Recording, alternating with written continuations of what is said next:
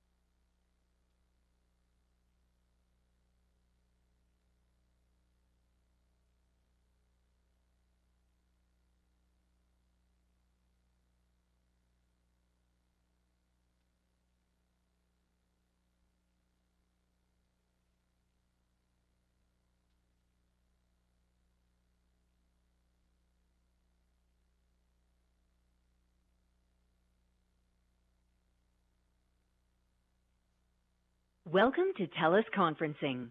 To join the conference, enter your access code followed by the number sign.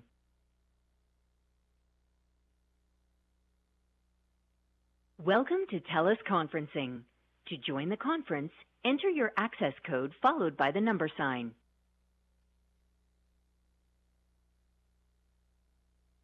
Welcome to TELUS Conferencing. To join the conference, enter your access code.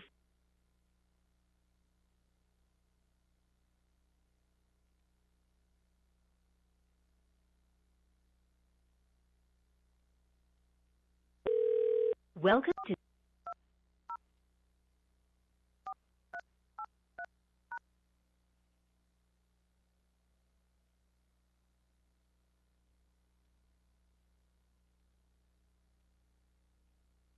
Your access code is not valid.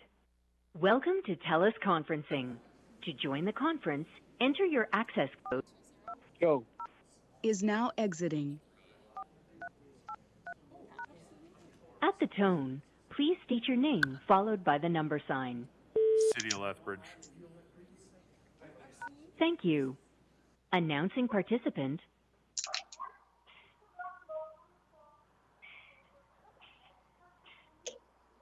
Hey, can you guys hear me? Yep. Okay. Go. Is now Put it joining. on mute. We can see it too, Rob. Can you? I can't see me. Or can you see me? I can't see you, Coffman. I don't have my camera on. There, I'm hiding too now.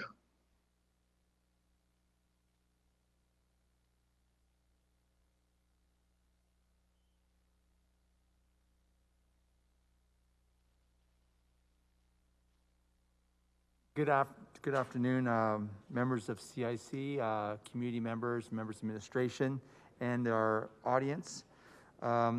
Before we move right along and we come out of recess, I'll just do a roll call so we know who's with our CIC meeting. Madam City Clerk. Thank you, Acting Mayor Parker. Councillor Campbell. Present. Councillor Carlson. He's away. Councillor Crowson. Present. Councillor Hagan.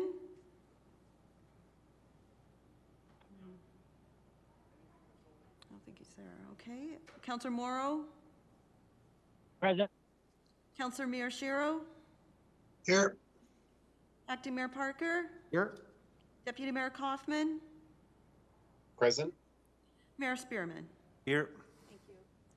As most people know, usually the deputy mayor chairs either finance or CIC, but Councillor Coffman is at home right now, so he decided to be a little easier, since I'm present at the meeting as acting mayor, that I be chairing today's meeting of CIC. As most people know, just a reminder that CIC is an opportunity for members of council to sit as a community issues committee to discuss issues of greater community importance, discussion regarding proposals, projects happening in our community. We do not really move the yardsticks at these meetings. We don't pass directional resolutions. Rather, we just file and gather information and become more informed on community issues. So seeing that, we'll move right along in our agenda. 1:30 p.m. 4.2, that is our city clerk, Bonnie Hilford, regarding boards, commissions, and committees report. Would you like to create the context of what we'll be doing here? Yes, thank you, Acting Mayor Parker. I have no presentation. My office was happy to coordinate this report. The shining stars are the volunteers of the boards, commissions, and committees and the work they have done, which is showcased in their attached reports. So I am pleased to introduce this item as the first meeting where the BCCs are all providing reports to council at the same time and using the same template. The focus of this report is to learn about each BCC's mandate, function, initiatives, and operations. I would suggest that council go down the list of the 19 BCCs, and if council has any questions on any of the reports, the chairs or the vice chairs are either here in person or on the line, along with their resource staff to answer any questions that you may have. So the list of the boards, committees, and commissions is on page 187 of 471 and page 3 of 251 of this item. Thank you. Thank you very much, Madam City Clerk. So maybe I should do one more request. Is there anyone who's online who is a chair of a commission, committee? Is anyone online? I am. And Councillor... Hi, Trina Tallow. Sorry, Councillor Mishra, in what capacity?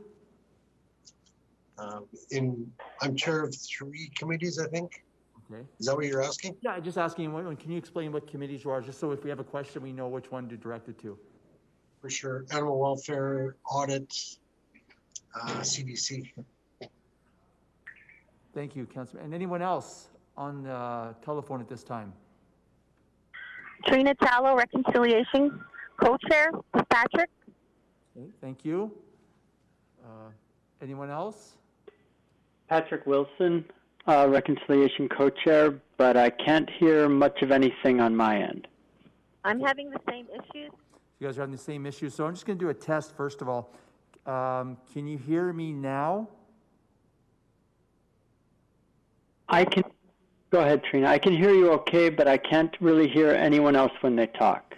I can only hear you so-so. Can I make a recommendation? And this is just my recommendation. We also are streaming this online, and it may be easier for people to hear us through their computer or through our website. Am I correct on that, Madam City Clerk? Because we did have the same problem earlier this morning. So that would be the... Okay, I'll try to get online, and then if there's a request for our participation, do we stay on the phone call in order to participate? Yeah, and you could also email the city clerk and just request to speak, and then you will be in the queue to be heard or to have your question presented. Does that sound okay? Sure. Mm-hmm. Very good. Thank you very much. And we do have Councillor Hagan who has joined us as well, just so we did our roll call, but just in case the people aren't here, they know Councillor Hagan's here as well. Also, just if I could mention, Acting Mayor, that there is a delay online of about 15 seconds or so just so they know if there's a question coming in. And I also, if you are at home, if you could put your phone on mute, and just keep it on mute until your questions. Sometimes we hear puppies in the background, we hear other things, and there's a bit of feedback. So just a reminder to put your phones on mute until a question or until you're asked to speak. Very good. Now, Madam City Clerk, where do we go from here? I would suggest that with regards to the list that's in the report on page 187, that we go down the list and ask if anybody has any questions. And the people that are on the line, they're going to have to mute their... Once again, if you can put your phone on mute, that would be greatly appreciated.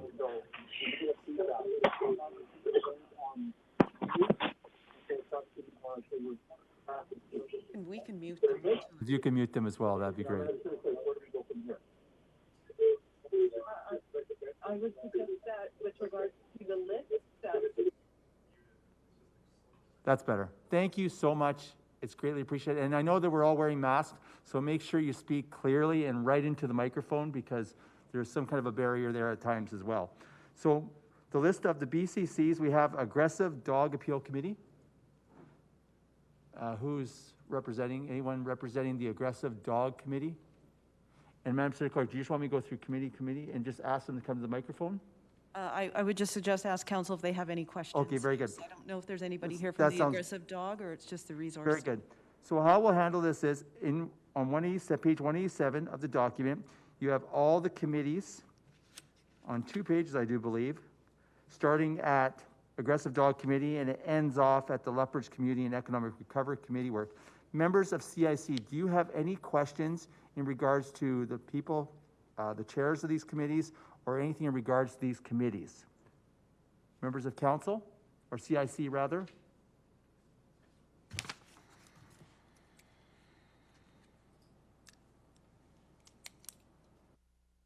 Councillor Crowson?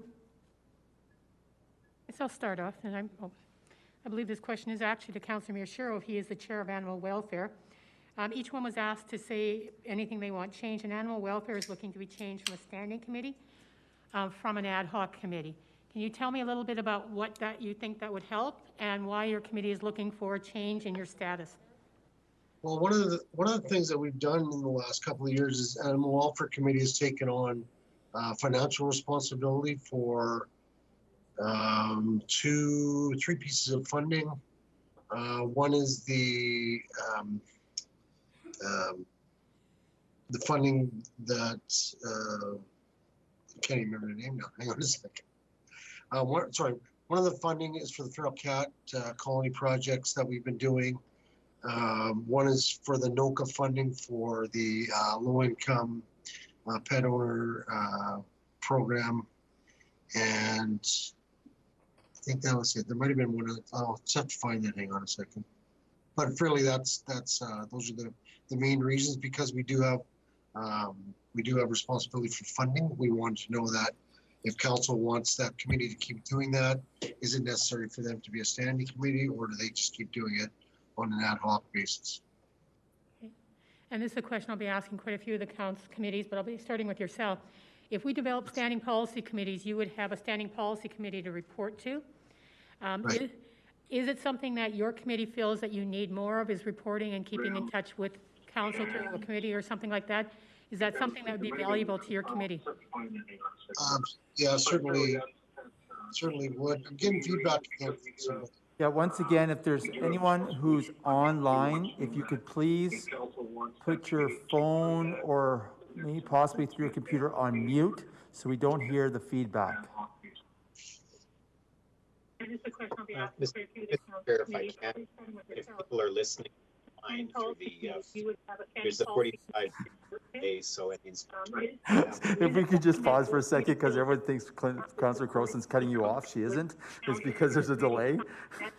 That's something that would be valuable to your committee. There we go. Thank you. Thank you. Go ahead.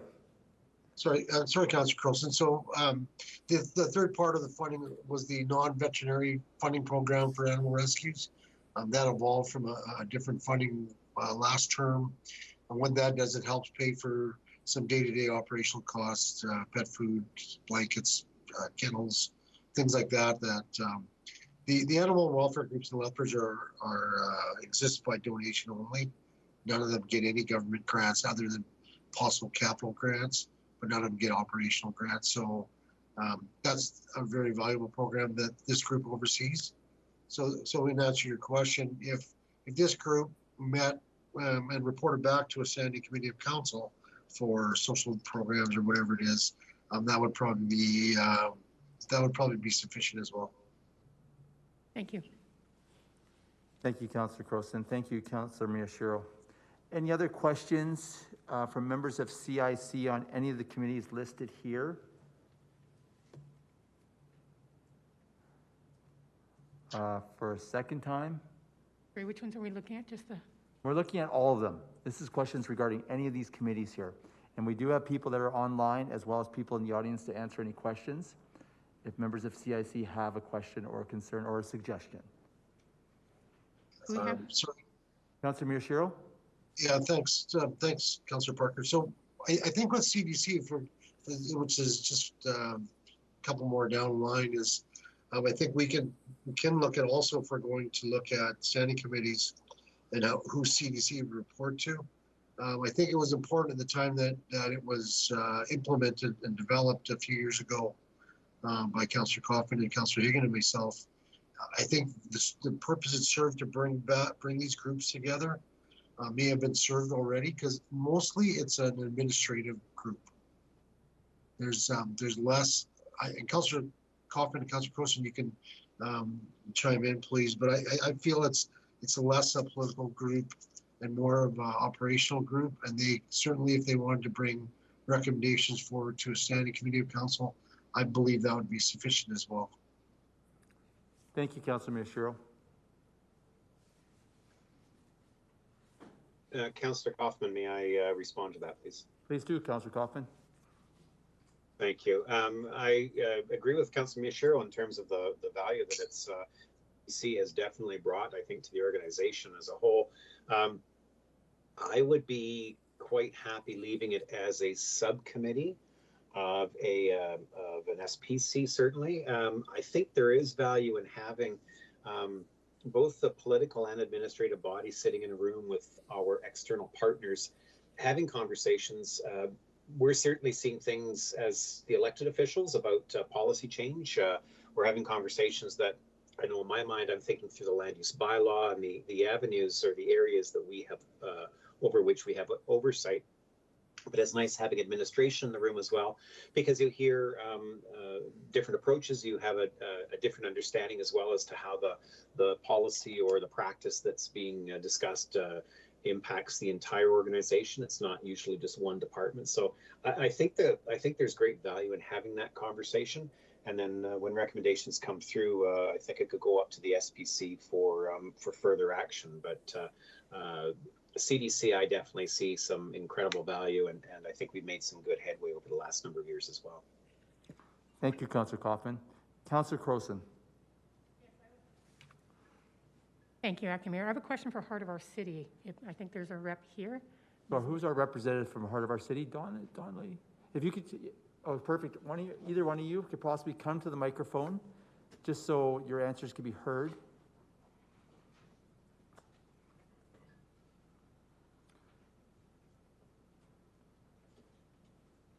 And I do believe the mics are live right now, so. Go ahead. So your question, Councillor Crowson? Well, thank you, Bo. I know that under your existing challenges that you have pressure from businesses and those with development interests for support of HLC for older areas of the city outside of the downtown. And since we are looking at governance and mandates, what areas are people asking you about? And does Heart of Our City think that it should be expanded to those areas? Would there be value to the city as a community if Heart of Our City had a larger mandate? Just explain a little more about where that pressure is coming from and what it means. Yeah, so on a regular basis, we are asked the simple question of, we would like to have the same types of things that downtown has that Heart of Our City works on, whether that's incentives, public realm infrastructure, branding, collaboration, all those types of things. And the Heart of Our City and myself as administrative support for Heart of Our City initiatives are often sharing that the mandate of Heart of Our City does define it as downtown, although that the Heart of Our City master plan does include some areas outside of the downtown, including the warehouse district and 13th Street North in particular. The challenge is that the downtown was identified as the priority of the Heart of Our City master plan because it had an established BIA or BRZ in which to work with and partner with on initiatives. None of those other areas do.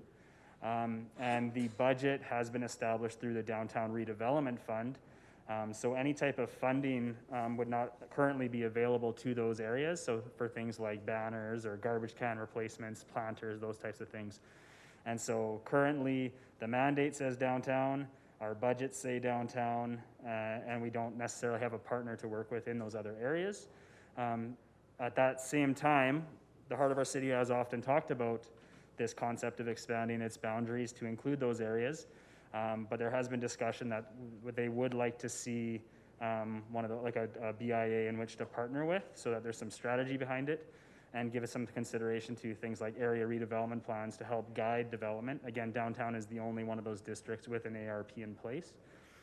So the short of it is, it's definitely a possibility, but resources would have to be allocated as such, and there would be hopefully some commitment from the businesses in those areas to also have some coordination and collaboration.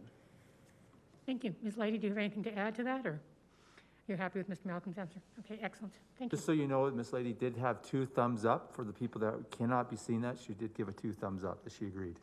Councillor Coffman. Or Deputy Mayor Coffman, thank you, sorry. Oh, no, that's quite all right. And I appreciate you chairing the meetings in my physical absence. Thank you very much. I will leave the $1.18 increase that the deputy mayor gets on your desk. So thank you. I have 2 questions actually for 2 different committees, for RLAC and for the Youth Advisory Committee. I'll start with RLAC with Patrick and Trina. Just actually, how is the process working for you? Are you finding that the RLAC is having some success? Are you thinking about any sort of reorganization? Are you achieving goals? Do you feel that we're moving forward on reconciliation? I appreciate you sharing the absence. Thank you very much. I will leave the $1.18 increase that the Councillor Coffman, I am just unmuting it so that they can answer your question. I have 2 questions actually. So you may have to repeat it for them. RLAC and for the Youth Advisory Committee. I'll start with RLAC with Patrick and Trina. Just actually, how is the process working for you? Are you finding that the RLAC is having success? Are you thinking about any sort of reorganization? Are you achieving goals? Do you feel that we're moving forward on reconciliation? I appreciate you Trina, do you want to go first, or do you want me to go first? I am just unmuting. Hi. So just once again, we're Can you hear me? Yes. we're having a bit of a glitch here. So, Madam City Clerk. Can you hear me? I can hear you, Trina, but I don't know if anyone else can. We may be talking to each other. No, we can hear you, but we need you to shut off your streaming, please. We can hear the streaming in the background. Thank you. You can hear screaming? Yes, we can. Okay, Patrick, can you go first? Yep, I just turned off my streaming. Trina, do you want to... Gotta love COVID. Can you mute for a second, Trina? So again, can you hear me? Yes. We're having a bit of a glitch. Yes, I have it muted. Can you hear me? I can hear you, Trina, but I don't know if anyone else can. We may be talking to each other. No, we can hear you, but we need you to shut off your screening, please. We can hear the screening in the background. Thank you. You can hear the screaming? Okay, Patrick, can you go first? Yep, I just turned off my streaming. Trina, do you want to go? Can you mute for a second, Trina? Can you hear us now? Can you hear me? We can hear you. Yes, I have it muted. Can you hear me? Can I make a recommendation out of fairness to everyone? Because even if we try to help out, there's this, it kind of feeds on itself right here. Can we just take a pause here and then maybe move on to the next? I know there's a lot of people in the audience here. Maybe we can just deal with the parties that are in the room right now in regards to the committees. Is that more, I think it just, for the people online, it's not fair to them and it's not fair to the people in the audience, because even if they are saying something really good, you can't understand it because we're all talking over each other. And if you try to clarify it, it just adds to the problem. So why don't we deal with the people who are in the audience right now with questions? And I think, Councillor Coffman, would you like to proceed? And if you need a reminder who's in the audience, feel free to ask. Thank you, Acting Mayor Parker. Is there anybody present from YAC? Chloe is here. So Chloe, just go in the microphone. Hello, yes, Councillor Coffman. The chair, Grace Helbig, was unable to attend today. She was going to attend remotely initially, but I am the sole representative for YAC right now. Okay, thank you. I was actually just actually asking sort of a similar question that I asked Arlac, of just about how the process is working. Are you finding successes? Is the committee accomplishing things? Are they moving forward on goals? Do they need to look at any sort of reorganizing? So just to get that feedback from the committee about how they're doing. In terms of accomplishing goals, we have attached the YAC strategic plan to the report. The committee is doing quite well with meeting some of our goals that we set back in 2019. For the end of 2020 here, they are planning on putting on a youth forum on racial discrimination and are planning on having some speakers. A subcommittee met to plan this event last week, and we'll be discussing it at this Thursday's meeting. In terms of organization, the only issue we've had, as it came up as an agenda item on the previous agenda, was the lack of a formal reporting structure to council. Thank you. Yes, actually, that would be one of the things I wouldn't mind seeing addressed or created. Again, it doesn't help, it doesn't hurt for the reminder for us of YAC's presence, but certainly their involvement as a voice of youth in this community is very important, and their input on agenda items would be helpful.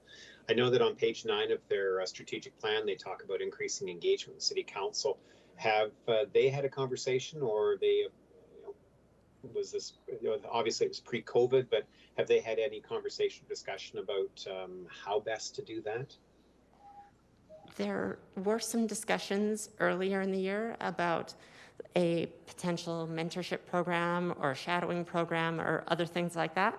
COVID did quite effectively shut that down, and the conversation hasn't persisted much beyond that point. But again, at the previous meeting, there was discussion about potential options for a formal reporting structure to council. The ultimate decision out of that was that members were going to wait to see the results of this meeting and then proceed forward from there based on how council received this input. Excellent. Thank you, Ms. Crisanti. Thank you, Acting Mayor. Well, thank you. Further questions from members of CIC?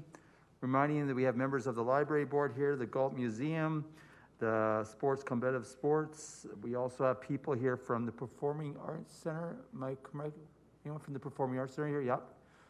So any questions from members of CIC?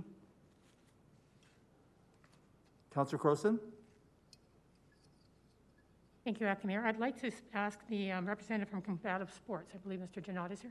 Mr. Janot, if you could just come to the microphone, that'd be great, sir. And if you could show everybody how to write reports, because I think yours was the most thorough of all.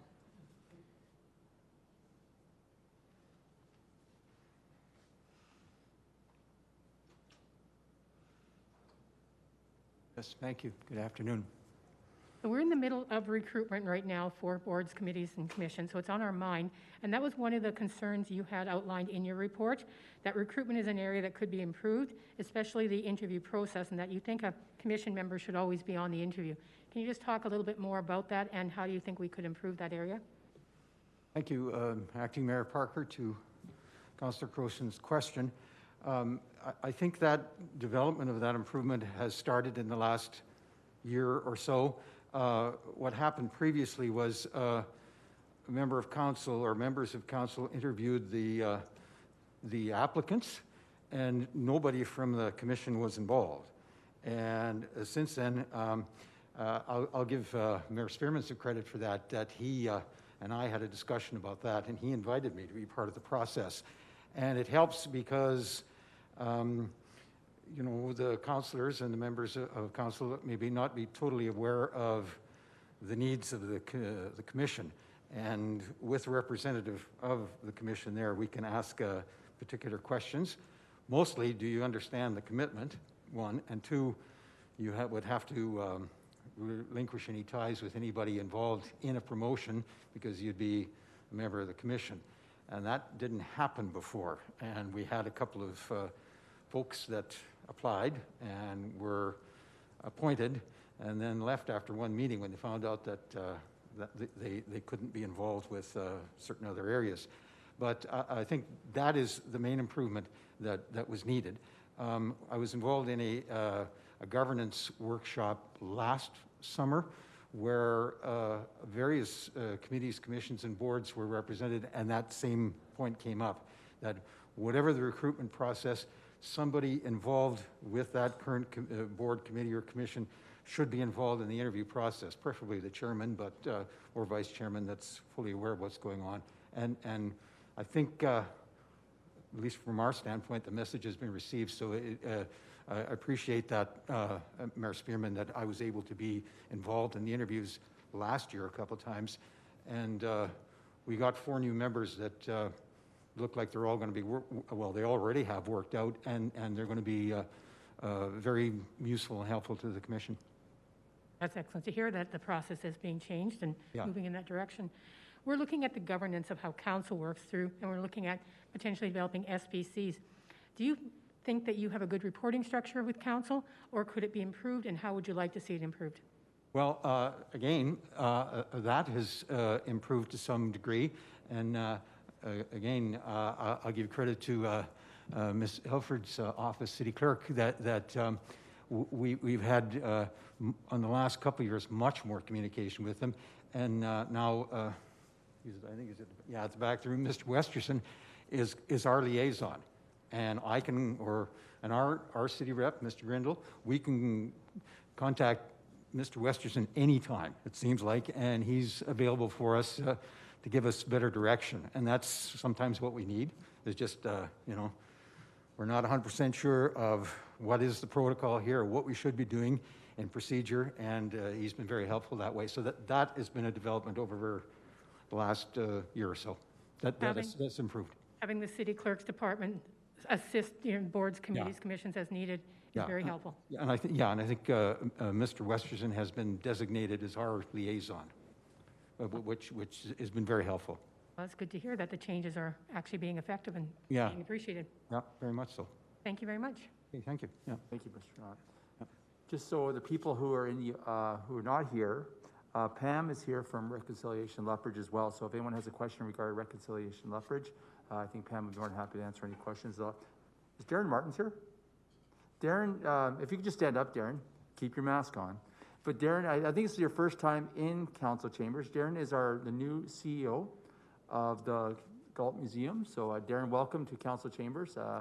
Usually it's not like this, but different times. But congratulations on your position. I know you've been there for a few months, but I just want to make sure that council got to see you, and hopefully they can recognize your eyes. Perfect. Moving right along. Members of CSC, online or in present, do you have any questions at all in regards to any of these committees, commissions, boards? Councillor Coffman, I do. Go ahead, Councillor, Acting Mayor, Deputy Mayor Coffman. Thank you very much, Acting Mayor. I see that Patrick has joined us on Teams. I don't know if Trina's managed to get back in or not. And I see that Pam is in the room as well, so thank you all. I just wanted to go back to the question that I had for Arlac about whether or not it's achieving its goals, the successes, feeling that they're moving things ahead, if there's any thoughts on reorganization or reconsideration of approach. So I'll open that to Patrick and Trina if she's here, and I don't know if Pam wants to add anything after the fact. Thank you, Councilman Coffman. This is Patrick Wilson here. I don't think Trina's been able to join yet, and I'll let Pam add on if she has anything to say afterwards. I guess what I would answer to your question is partly that we've certainly been having some challenges with COVID in terms of being able to meet effectively, and also being in order to pursue some of our goals, precisely because knowledge holders, elders, First Nations communities, of course, are vulnerable members of our population. And so we've had to pause a little bit with engagement with those individuals out of respect for their safety and well-being during this time. So that has certainly slowed us down some. Some of our events like Reconciliation Week, which will be next week, we've had to move to an entirely online format, which I guess is an opportunity to reach some people who might not otherwise go out for events, but it also is a limitation in terms of our ability to engage people. We have a number of different things on the go, and a number of other things in kind of planning stages that we're, again, hoping that we'll be able to pursue more aggressively in the next year, assuming that we exit the current pandemic situation. So I think that's all that I would say at this point. We haven't had an internal conversation about needing to reorganize anything, but did you have anything in particular that you were thinking of that you would like me to address more directly? And I don't know if Pam has anything that she wants to add to what I've just said. Welcome, Pam. Yeah, just go right to the microphone so everyone can hear you okay. Thank you. Thank you, Patrick, for addressing the issues that we're facing. The Indigenous community is considered high risk for the pandemic, so the Blood Tribe is currently still on lockdown.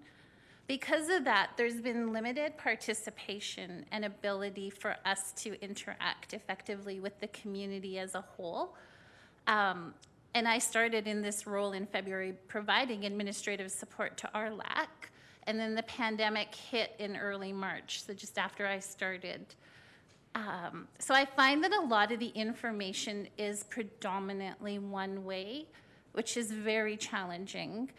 The RLAC is comprised of almost 50-50 for both Indigenous and non-Indigenous members. So we still have that strong non-Indigenous voice, or allies as we like to call them. And that's very helpful. But I think that what I would like to see is a focus on economic development, or something that helps with education and helping people get the training that is needed so that they can participate. There's a lot of opportunities with our youth, with here in the city, with our partners in the education and institutions. So there's not lack of work. And Patrick and Trina are both very involved with the RLAC, but they can't do everything. There's just so much work happening. In fact, in the next month, Patrick touched on some of the things that are up and coming. So what I would like to see for the Reconciliation Committee is, one, for the public just to generally understand the limitations, what we learned from the Truth and Reconciliation Commission and the calls to action, and then what we're currently learning with the Missing and Murdered Indigenous Women and Girls report and their calls to justice. That would be really helpful for us. And then the way that the administration here has been providing a lot of support to our committee through the clerk's office, Ali and Chloe, through the downtown office, Andrew, and then in my position, and with Perry Stein, who is in my role and will be returning in November. That has been tremendous in providing support for the Reconciliation Committee, and Trina and Patrick have been excellent co-chairs. Thank you. Thank you very much, Pam. I appreciate that. Did you have a further question, Councillor Coffman? Thank you, Acting Mayor. Thank you both, Patrick and Pam, for the information. And Pam, I definitely echo your comments on the supports being provided. If I can get clarity before I get to Patrick's question, if I can get to clarity from you, Pam, you say that the information is one way. Can you expand upon that a little bit, please? Sure. When the COVID hit, I joined the Indigenous Task Force, which is in Calgary, Alberta. It's comprised of all of the Indigenous organizations coming together. I haven't seen that collaboration here in Lethbridge, and it's not because people don't want to do it, it's that they have such limited capacity. So we only have a handful of First Nations businesses, which is, I can count on one hand. We only have a handful of Indigenous nonprofit organizations, and they are currently dealing with a lot in the community. And if they live and work on the reserve, they're also limited because the reserve is currently not having non-essential travel. So what I mean by that is it's been challenging getting people to commit to the committee and to the subcommittees and to all the work that's involved. That's what it feels like. Thank you. No, I really appreciate that assessment. So if we can probe this a little bit farther, you experienced a very positive success in Calgary that you're not seeing here. Is it structural? Is it social? Is it economic? Is it all of the above? I think it's all of the above. I think they've been at it longer, meaning they have larger organizations doing this work. They have for example, they have a First Nations women's shelter, and that ED is extremely involved in a lot of this work. The Awaton is what I'm referring to. The Friendship Center is much larger. They had 2 locations. I think it's capacity. They have First Nations social workers, they have First Nations business people. So they just have higher numbers and more organizations. Is this something that RLAC should play a role, can play a role, ought to play a role in terms of developing or strengthening this network? Or is RLAC a partner with different agencies? I think RLAC currently, their strength is in advising. So advising organizations. So we've been having conversations with some of the nonprofits. I don't mean to put anyone on the spot at all, but for example, CMHA has Indigenous outreach workers working in the downtown core. Alberta Health Services has Elbow River Healing Lodge, which is in the Sheldon Schumer Center. So I guess what I'm saying is that RLAC could help advise these organizations how to build that capacity and how to hire and mentor First Nations people in these critical roles that are urgently needed here.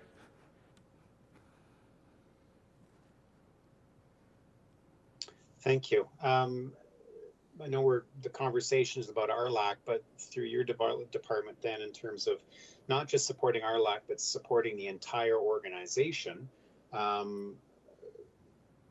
in your assessment, should we be looking at increasing supports for your department?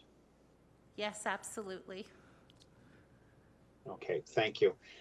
Patrick, if I can get back to you, you asked if I had anything in mind. I don't. I'm just wondering if the structure as it currently is truly supportive or effective for promoting reconciliation in the community. I mean, I think that Pam touched on some really key points and articulated them so well.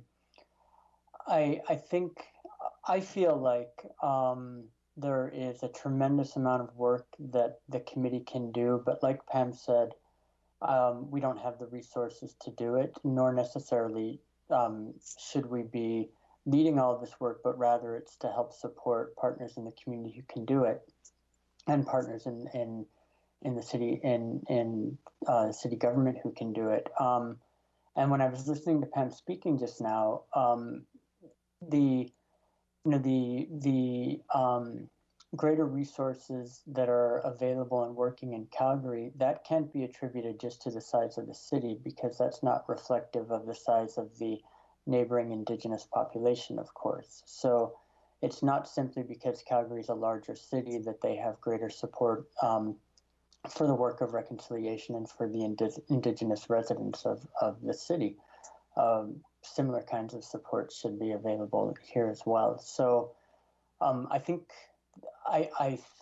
that the committee has a lot of good ideas. One of the things that I've heard committee members say and that I thoroughly embrace and agree with, and this is also echoing what Pam said earlier, is that a lot of the work of reconciliation, the burden of that work falls on the shoulders of non-Indigenous people. And I think what we've seen for years and years is Indigenous people trying to pull us along to help to convince us to do this work, right? So one of the things that we've done in the last year is we have a book chapter that a couple of you contributed to, and that members of the committee contributed to, about the process of reconciliation and the committee work in the city that hopefully will be published as part of a volume out of Athabasca University Press. And the one thing that was articulated over and over again by our Indigenous colleagues on that committee is that the work of reconciliation has to be led by non-Indigenous people. And I thoroughly embrace that and understand that. And of course, listening to our Indigenous friends and neighbors to advise us on this.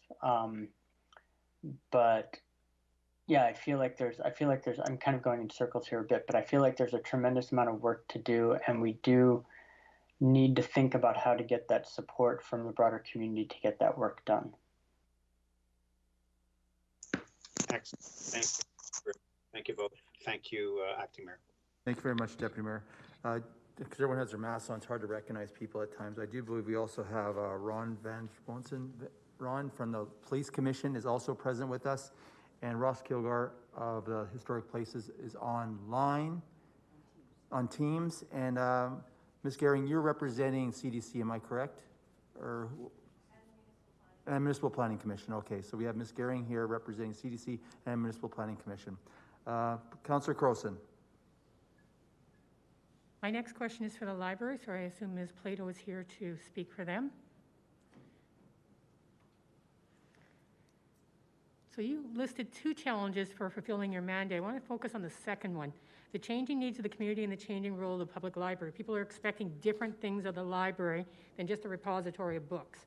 So they're looking to you for reconciliation, but social isolation, social supports, etc. How is that affecting the library?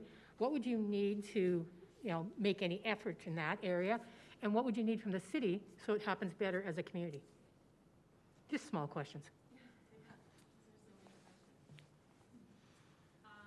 Your microphone on? There it is. Thank you. So public libraries have always been a place in the community that really reflects the social makeup of the community, what's happening. Again, you often see things happening at the library before you see them in other parts of the community. So it's not a new role for the library, but I would say it's an ever-expanding role. As we see people experiencing homelessness and addictions increasing in our community, as we see increased focus on mental health, social justice, restorative justice initiatives, dealing with trying to combat isolation, all of those things are things that are increasingly coming to the forefront in all communities, including ours. And so public libraries have more and more of a role to play in those areas. So the challenge is, of course, that we're not always funded specifically for those things. And I think that's fine, because that's not necessarily our core mandate. But we have an opportunity, because of the role we play, because of the fact that everybody comes to the library. We obviously have a lot of people who come to the library who are experiencing those issues. So we have a role to play in that. We're often a first contact, often an only contact for a lot of those people. So the way we've really dealt with that is with strategic partnerships, and I think that's how most public libraries, in my understanding, are really approaching it. And so we have made a lot of those partnerships. The challenge is that, of course, not everything can be done with a partnership. We've had some really wonderful ones come our way. Community Links is a really good example, where we are able to have social workers in the library without actually having to fund them ourselves. But again, that only goes so far. So just off of the last conversation with RLAC, an Indigenous liaison was identified as a need at the library, because we do serve a large population that is Indigenous, that might be experiencing homelessness, addictions, mental health issues. And so having somebody with the right cultural background, the right knowledge, able to build those relationships is really important. So some of those things do need to be funded, and of course we're always trying to balance the different needs. We still lend out a lot of books, we still run programs, all of those things. So trying to add without taking away from areas that are still highly used is really challenging. But again, we also understand that dollars are limited and they can only go so far. So for us, it's always trying to manage What can we do with partnerships, working with other community organizations, and how can we reallocate our resources to deal with some of those new challenges that come. And through all of this, I mean, we're talking governance today, we're talking, people's ability to report to council. You're the executive director, but does your board feel that they have the ability to report to council? Do they feel like they're supported from us in what we're doing? I believe that the reporting relationship with council works well for our board, as far as I know. We do have a council rep, and so every board meeting we have board updates to and from council is really helpful. I think the one challenge that we have is with the reporting and the relationship with the Chinook Arch Regional Library System, because we are, as a member library, part of that system, but the relationship is actually directly with city versus with us. So the city is the member of Chinook Arch, and it's actually the city that pays the membership fee, and the city has a representative on that council, and I'm not sure there's a direct reporting relationship there. So I know that has caused a little bit of confusion and questions in the past, especially in regards to budgets, because they are a separate organization and they bring forward a separate budget. So I think that's the one place in terms of reporting where we've experienced some challenges is with Chinook Arch. Right. Thank you very much. Any further questions from members of CIC? Councillor Crowson? I'm on a roll, and I found out Mr. Kilgore was on the phone. I will be asking about historic places. Mr. Kilgore, can you hear me? Yes. I know in one of the challenges that that committee said they want the opportunity to be directly and openly consulted by council when owners wish to change the CDEs, the character-defining elements on their building. And I know we had a case before us in a year or so ago that Historic Places Committee felt they didn't have a chance to speak. Can you talk a little bit about what the committee would like to see and any changes that they would like to bring forward on that? Yes, certainly. So my understanding is that in the example of the Bentley block that was given, the committee members, particularly the previous chair who's no longer with the committee, had mentioned that they think it would be better in future if they were given an opportunity to present their interpretation of how things had gone to City Council when City Council is considering an intervention approval that maybe is a little controversial. Okay, and I see Mr. Cool has just snuck into the room, and I believe he's the new chair of HPAC. Do you have anything you want to add to that, Mr. Cool? Good afternoon, members of council. Can everyone hear me okay? I'm kind of new to this. Your question, the only thing that I could add is that I think that in terms of the process, it might be advisable when an owner of a potential historic resource has a little bit more consultation at the beginning of the process and perhaps undertakes whatever renovations or changes to the building before the designation process is actually started. That way there should be no misunderstandings as to whether it's going to comply or not in the future.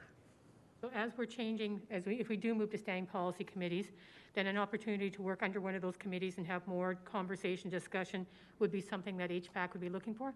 I think so, and I think perhaps a little bit more consultation, perhaps with planning and development services as well, because the permitting process is a pretty integral part of this whole thing. So conversation with admin as well. Exactly. I'm sure Ms. Gearing has heard that, so. All right, thank you very much, Mr. Cool. Nice to see you again, Mr. Cool, in council chambers. I know, he's retired, he's in shorts. I was doing this online. Anyone else have questions for members of the boards, commissions, or committees? Anyone online have any questions? My queue is empty right now. Councillor Crowson fills the void. Yes, I'm going to open this to anybody who has an answer. One of the things we've been talking about at Open Effective Government, when we've been talking about boards, committees, and commissions, we want to get more diverse voices onto all of your committees, and I think I've heard that from many of you as well. that the better we can reflect the community. So one of the things we're looking at with recruiting is how to get more voices. So does anybody have any ideas or things that they did not put into the reports on, one, would you like more diversity in whatever form that can take on your boards? And two, do you have ideas for how we can achieve that?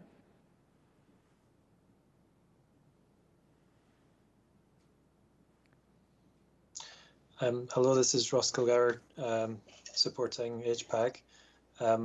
Perhaps I could describe the recent experience we had when we were trying to fill a position on HPAC for the Indigenous person role. Certainly, we have found that it was quite a tricky position to fill. We kept advertising the position and really not getting many applicants.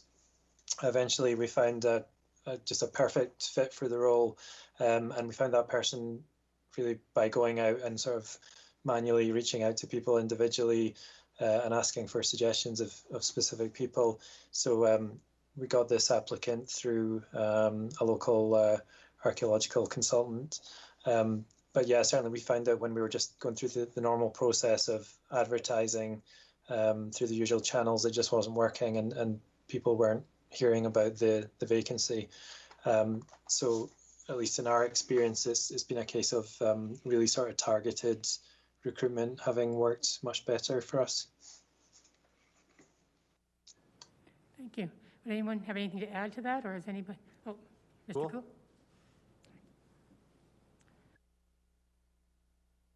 Further what Mr. Kilgour said, we just had our most recent meeting of the committee this afternoon, and there were some suggestions made by the new Indigenous member in terms of fleshing out a little bit more about qualifications for a person on the committee.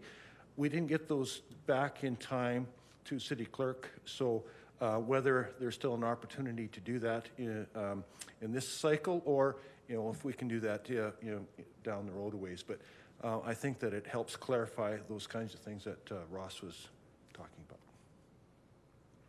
Thank you. Oh, Don, Ms. Leidy.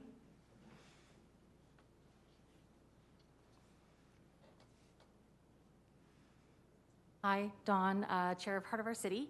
I'd like to echo the comments of Mr. Kilgour prior to me. It is very much a direct call to individuals who we think would be appropriate fit.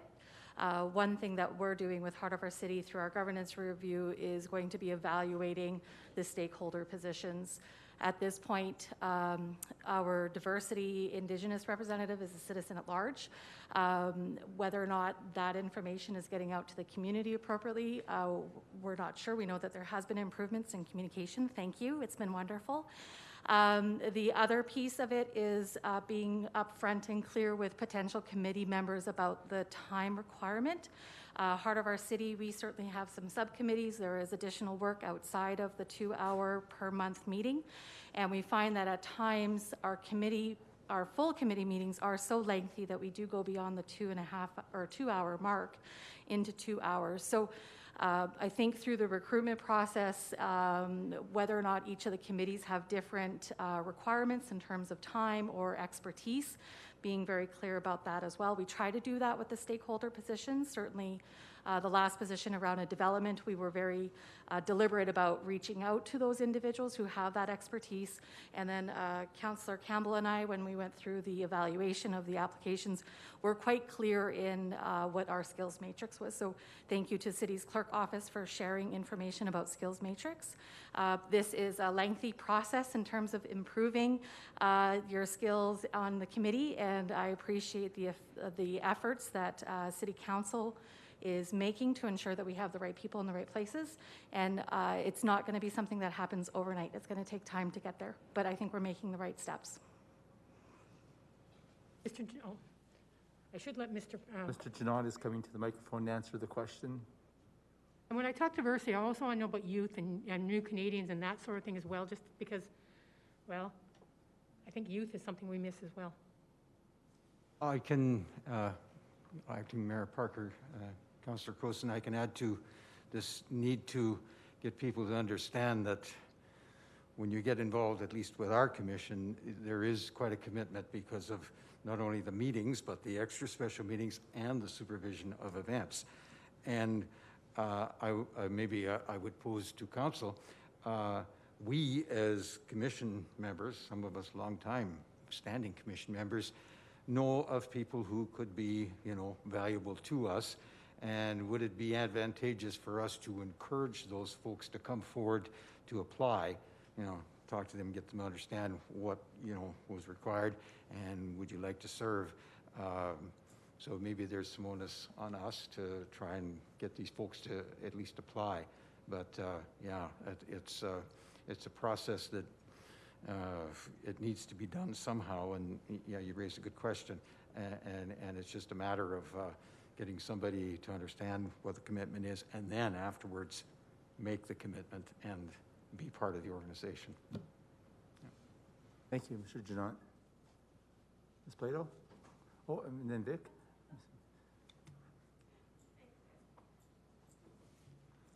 Library representation, just so the people in the audience know who's answering. Go ahead, Ms. Plato. Just quickly, it's one of the things that our board has identified is that need for diversity, and so we've been looking at different ways to do that. And so we are right now actually just in very early discussions, the library, with Volunteer Lethbridge and Lethbridge Family Services around identifying what barriers exist for new Canadians, Indigenous populations, and other underrepresented members of the community for boards. And so our plan is to do a bit of a needs assessment piece, and then talk about the possibility of putting together a kind of skills training information session just in general. This wouldn't be specific to city boards and commissions, for new Canadians and other underrepresented populations around the benefits of serving on boards, what sorts of things might be expected of them,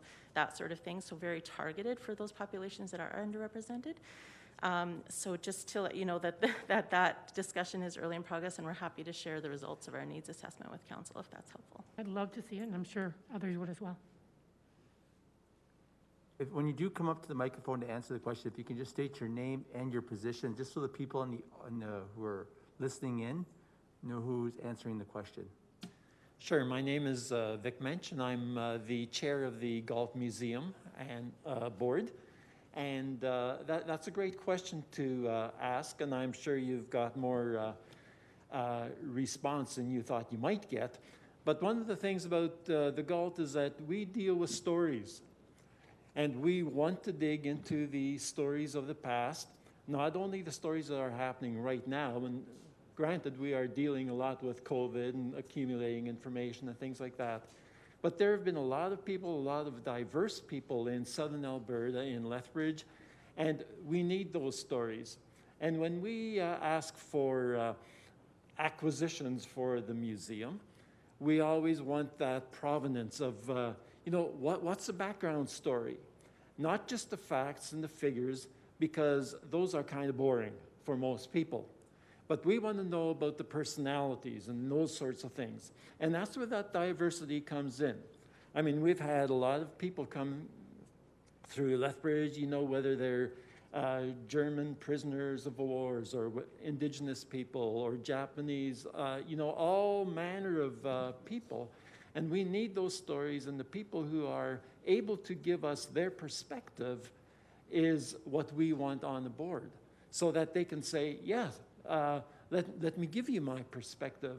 And the greater that perspective is, the more rich our heritage becomes, and the more ownership people take of organizations like the Galt or the library or whatever, because we want those stories and we need those stories, and we want to do whatever we can to get those stories for posterity's sake.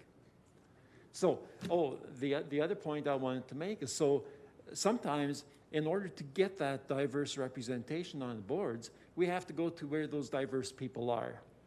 Not all of them are going to read the newspaper, and not all of them are going to go on the city website.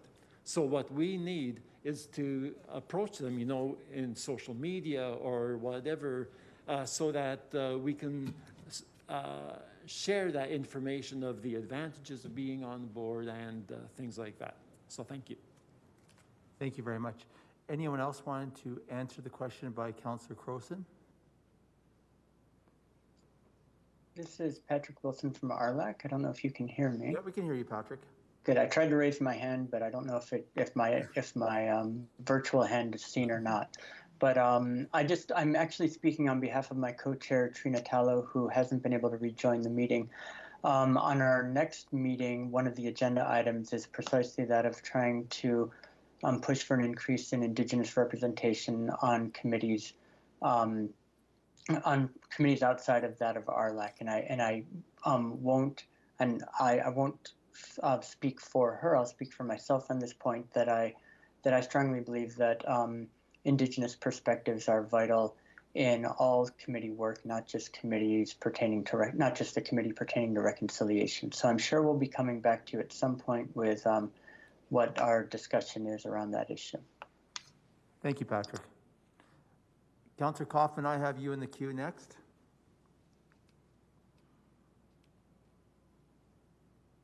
Thank you, Acting Mayor.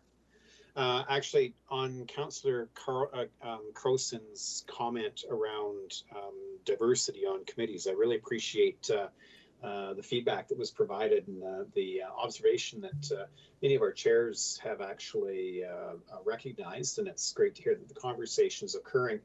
I'm wondering, though, if this is something that, I can't believe I'm going to suggest this, that we send to OEG and have a bit of a conversation about creating guidelines. Diversity can mean many different things. Maybe when we're saying diversity, we mean somebody of a non-majority background. So we could be talking about somebody who's Indigenous, somebody who's a person of color, immigrant, different ethnicity. We can also talk about diversity being younger voices or older voices, depending on the requirement of the committee. We could be talking about people who have different language experiences, people that are situated economically differently. The literature around diversity hiring talks an awful lot about the people themselves having the understanding of what it is that they are able to bring to the table. So helping people articulate that I have this particular perspective or view that fits into meeting the need of the committee. So we can certainly put somebody on a committee who looks a certain way or has a certain ethnic or racial background. But if we're truly looking for the substantive diversity, I think we have to recognize as committees and as a community what it is that we're looking for and make sure that we actually have the right people sitting at the table. So I don't know if that's a conversation that OEG wants to have to talk about creating perhaps some sort of not necessarily guidelines, but at least a template to help committees understand what it is they're looking for, to get out of the group think, to get out of the mindset, of the people sitting on the table, to say, well, what are we needing for diverse approaches? And it sounds like the committees are anxious to do that and heading in that direction, but I'm just wondering if that's something maybe we should put on the next or a future OEG agenda to help with. I think you made the suggestion. I think the city clerk has heard it, and we'll probably put that on as discussion at our next committee meeting. Thank you. Councillor Miyashiro. Thank you, Mr. Chairman. I have a question about the GALT. Since we're talking about committees, I'm wondering, the city owns the building and all the staff are city employees, but the GALT has its own board. Can someone explain that to me? It's always been confusing, and I've never had a really good explanation about that. Can anyone venture that today?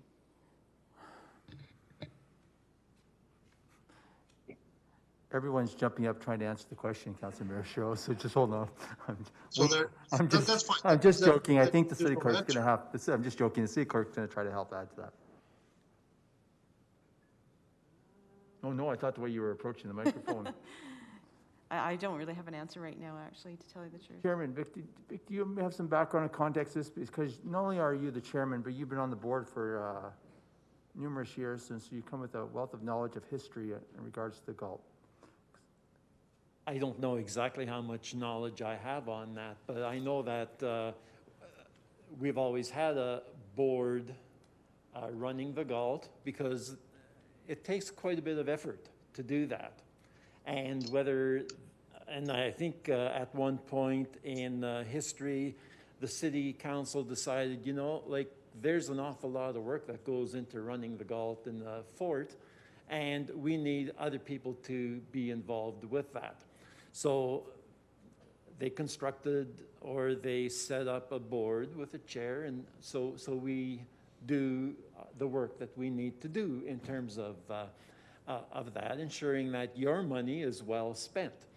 I mean, you kick a fair amount of money our way, and we want to make sure that we use that in such a way that it's going to portray the history of Lethbridge and area in kind of a nonpartisan way, because we deal basically with stories, with facts, with things that go on around us, and we don't you know, use that as a tool for anything else. I know I'm not answering your question really well, because we'd probably have to go into the whole history and go back into previous minutes to see exactly where this board was constructed. But No, I think you did a good job. And Councillor Miyashiro, did you have a follow-up to that? Yeah, I do. So I think one of the things that if we're going to consider boards and what the city council is involved with, is that I'd like a more fulsome answer when we have further discussions about this. The goal that I can see, and nothing against the board, don't get me wrong, but we own the city owns a building, the city owns all the contents, and the city employs all the staff. And yet there's an independent board that makes decisions apart from city administration and city council. So I'd like to get an answer to my question when we have more discussion about this. That sounds good. So let's not try to answer that question right now, but let's find out the history of why it is, because we do have certain committees by legislation we need to have, such as the police commission, the library. So let's do some research on this, and that's a good question. Okay, thank you. Thank you. Thank you. And we'd be happy to be involved in that discussion if you need someone to help with that. Thank you very much. Any other following questions, Councillor Miyashiro? No, that's good. Thank you. Perfect. Any other questions from members of CIC? Councillor Crowson? Thank you, Acting Mayor. I have a question for the Police Commission. And don't worry, it's not where's my yearly plan. Under your concerns, existing challenges, you have code of conduct. What did the commission mean by that? Right. So my name is Rob. I'm the vice chair. Simon couldn't be here. So I don't know exactly the background to this. I don't know why it would be considered a challenge. I do know it came up at our discussion previously about we don't actually have a comprehensive code of conduct, so we're in the middle of doing that. We ended our season before summer with a draft, and I expect that in September we'll start to look at it and formalize it. So maybe it's just on here because it's something you're working on? Yes, yeah. Thank you very much, sir. Any other questions?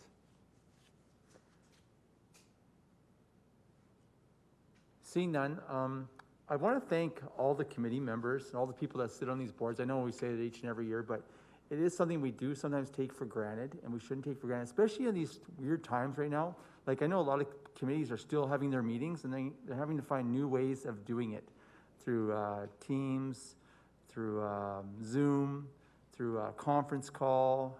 Sometimes they may be able to do it in boardrooms in a safe manner, but it's awkward. And these are all these jobs, there's no pay to it. You just do it because you want to help out your community. And I really want to thank each and every one of you and the administration that helps back it up to make sure these meetings occur.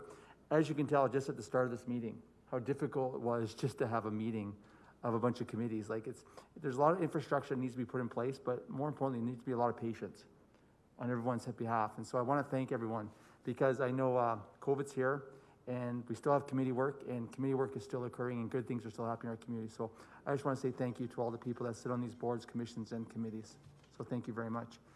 Seeing that there's no other questions from members of CIC, I want to thank everyone for their presence. I also want to apologize to the people that had troubles regarding dialing in or listening.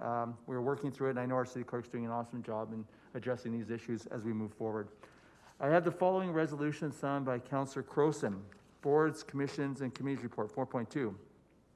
Be it resolved that the Community Issues Committee accept this report and the individual boards, commissions, and committee report as provided in the attachments for information, and further be resolved that Bonnie Hilford, City Clerk, be thanked for their presentation. Now, when you have it there, I'm considering it you and your team's work. Yeah, and everyone else's presentation. Thank you. Councillor Crowson? Thank you, Acting Mayor. And yes, as Councillor Parker just said, thank you to all the boards, commissions, and committees. We could not do our job without you doing yours, because you are representing the community in vital ways. You are collecting information, you are making decisions, you are doing all sorts of things. So it'd also be remiss of me not to, at this point, say we are recruiting for this fall's additions to BCC. So please, any members of the committee, our community who would like to be involved, please come forward. We need your voices. We want to have as many different ideas around the tables as possible. And of course, thank you to our city clerk, Ms. Hilford, and the entire city clerk's team for putting this together. We are undergoing governance review here at City Hall and through City Council, and we cannot make the changes that we want to make without better understanding what you do, the challenges you have, and how we can better support you in the decision-making that you do and in the reporting that you do to us so we can have better decisions.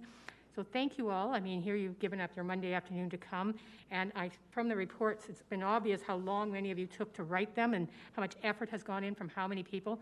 So thank you very much, and we appreciate very much what you do and the role you play in the democracy of Lethbridge. And so thank you, and unless there's any questions or comments, I will call the question.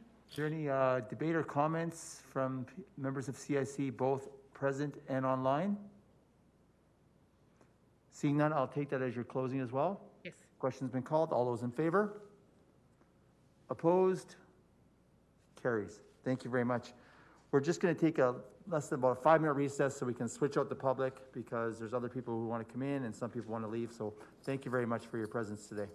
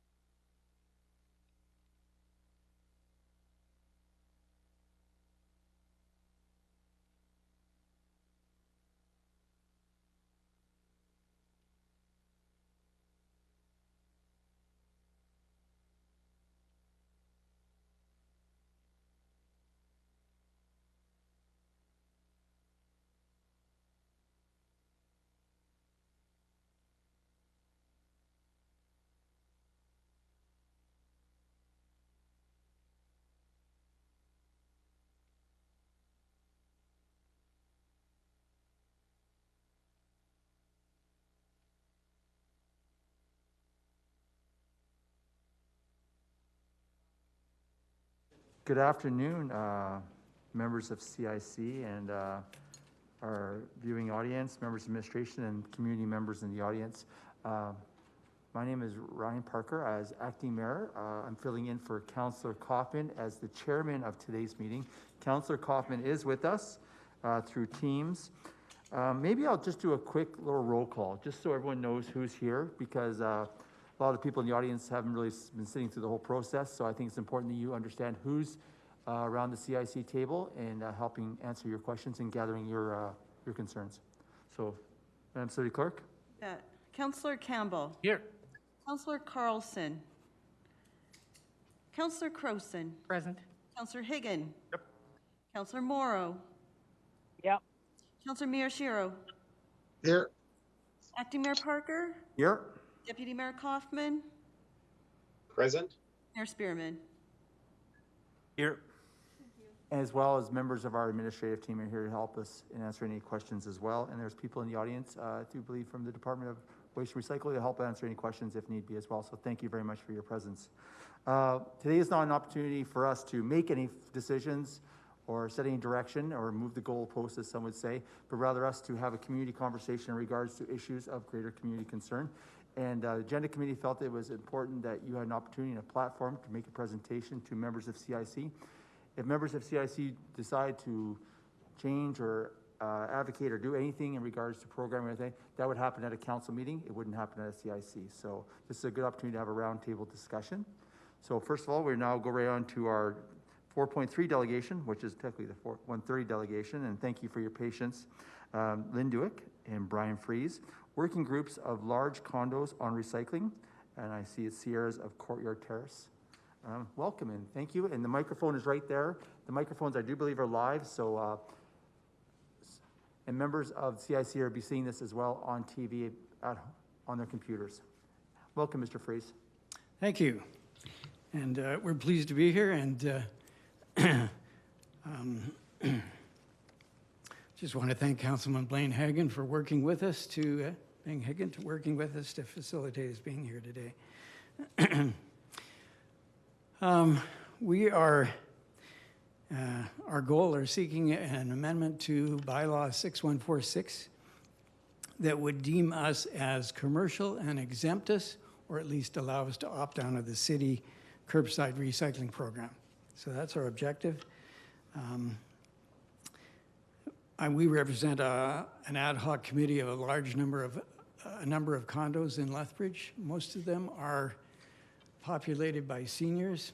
We think the average age is somewhere around 75. There are other ones as well in the city. These ones currently have a recycling program in place.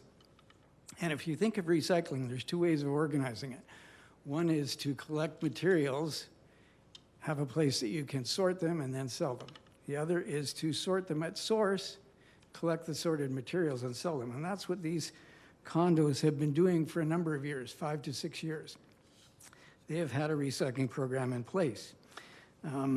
Just some logistics. We'll go to the next slide. Just some things about the city program. The program is moving forward, and they have set a cost of $7 per unit per month, and with no opt-out for the anybody in the city, the large condos in particular. There's no opt-out clause, and we're seeking to have that changed. Next slide. What are other cities doing? We started to look around, what are other cities doing on this? And if you look at Red Deer and Saskatoon, they're essentially doing what the city of Lethbridge is doing, but probably at a lower cost. If you look at Calgary, Medicine Hat, and Regina, they have left this market out of their recycling program. Essentially, they're saying you have to have a recycling plan, but it's up to you to impose tell us what kind of plan you have, and you can use private contractors to facilitate your plan. Next slide. So just some logistics about these Lethbridge condos. They're very large. Sierra's is the largest, but they're all somewhere between 100 to 250 units. You can think of them as, in terms of recycling, as a large material recycling facility. Essentially, the recyclables are sorted at the resident level, and our seniors are really good at that. They're good recyclers. They will even wash the tin cans, take the labels off and wash them. They're really good at this. And so they sort the materials. They're taken down to small little sorted bins, and then they're collected by private contractors. The cost at these condos is very minimal because we're just paying essentially for the collection costs by the private contractors. And the cost ranges from 52 cents per unit per month up to about $2.67 at Madison Heights. Why can we do it at such a low cost? Because we're essentially sorting materials using volunteers. We don't have a facility cost like your material recycling facility. We don't have those overhead costs. And essentially, we have done a very good job at doing it. If we look at the next slide, let's see how we're doing. The condos, and this is just an example from Sierras, but the other condos are very similar.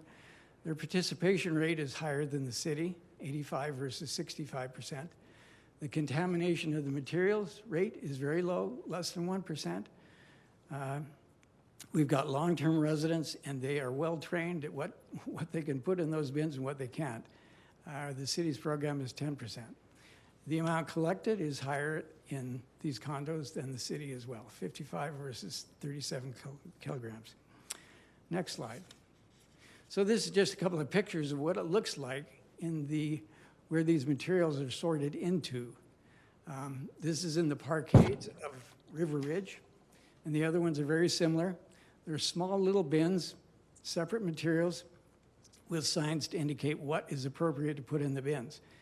Residents sort in the residence, and they bring them down as they go to their cars, and they may bring the tin cans one day and the cardboard another day. So we make the point they don't need and don't want a little blue bin tote that they have to carry down. These facilities, these condos were designed before recycling was even a thing, but they were designed to make garbage easy for the residents.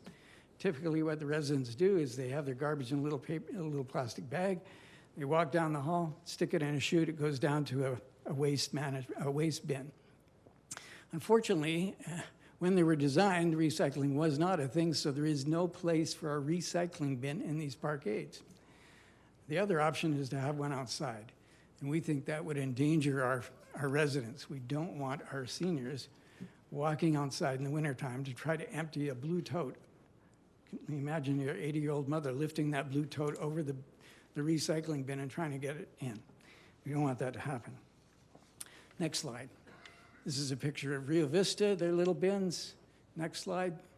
And this is Sierras with the curbside recycler.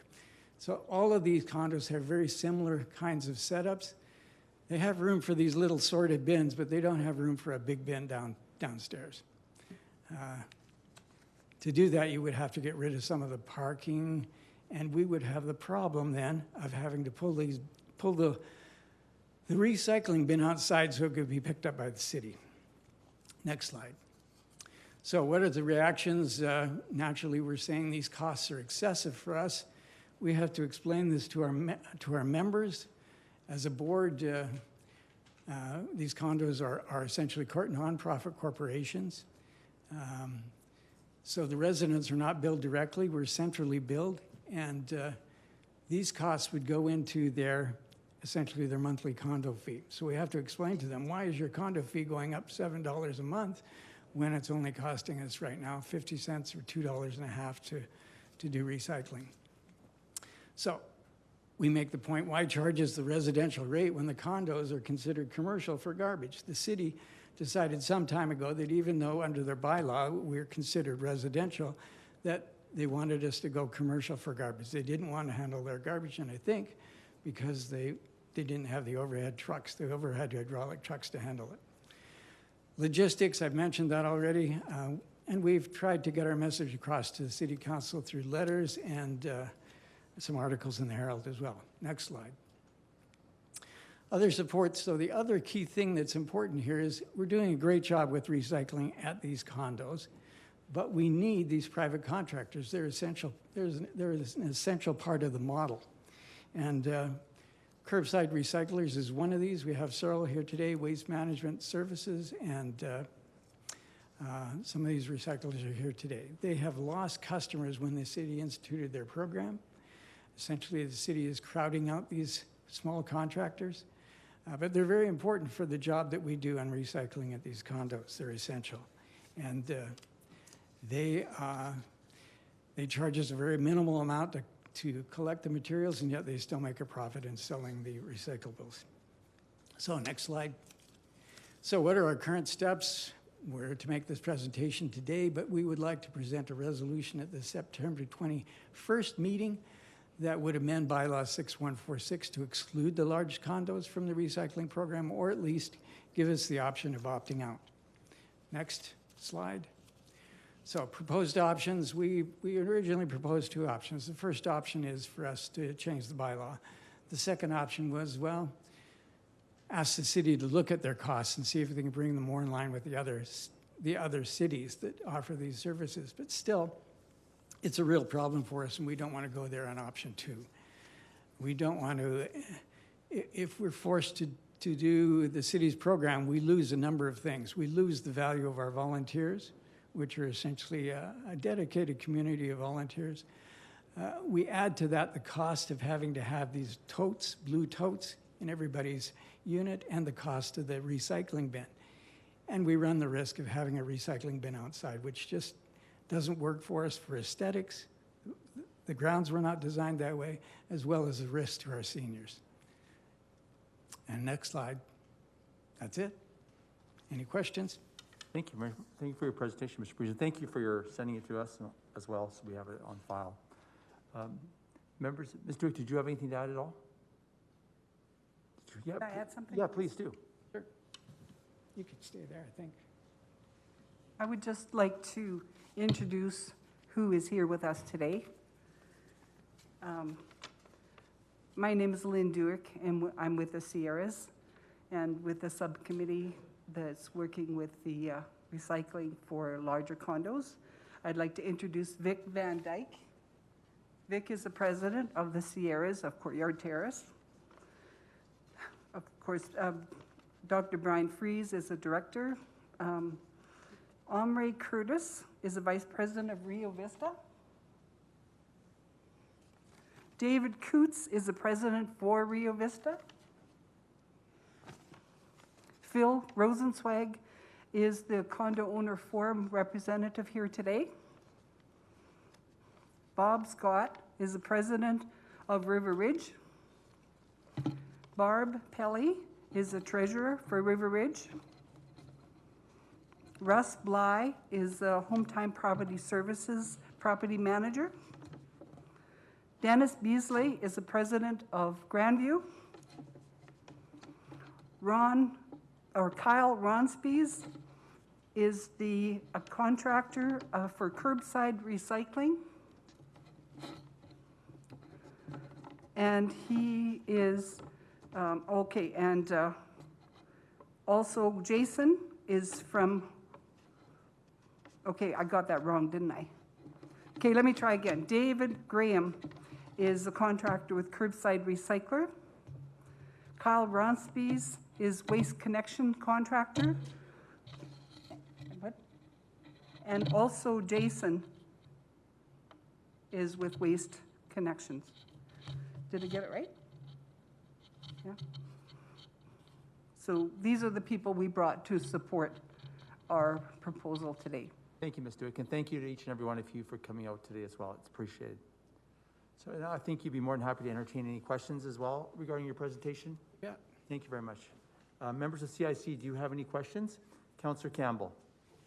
Thank you. I just was looking at the different costs from 52 cents to 267. I just wondered how do you break that down? Why is there such a big difference between those providers? Is it just the type of business they are, or how does that work? I think it just has something to do with the number of people involved. So if you look at Sierras, you've got a larger number of units, so you're collecting more materials, and we don't have a breakdown of the cost. I think it's just a scale thing, economies of scale. Oh, okay. Thank you.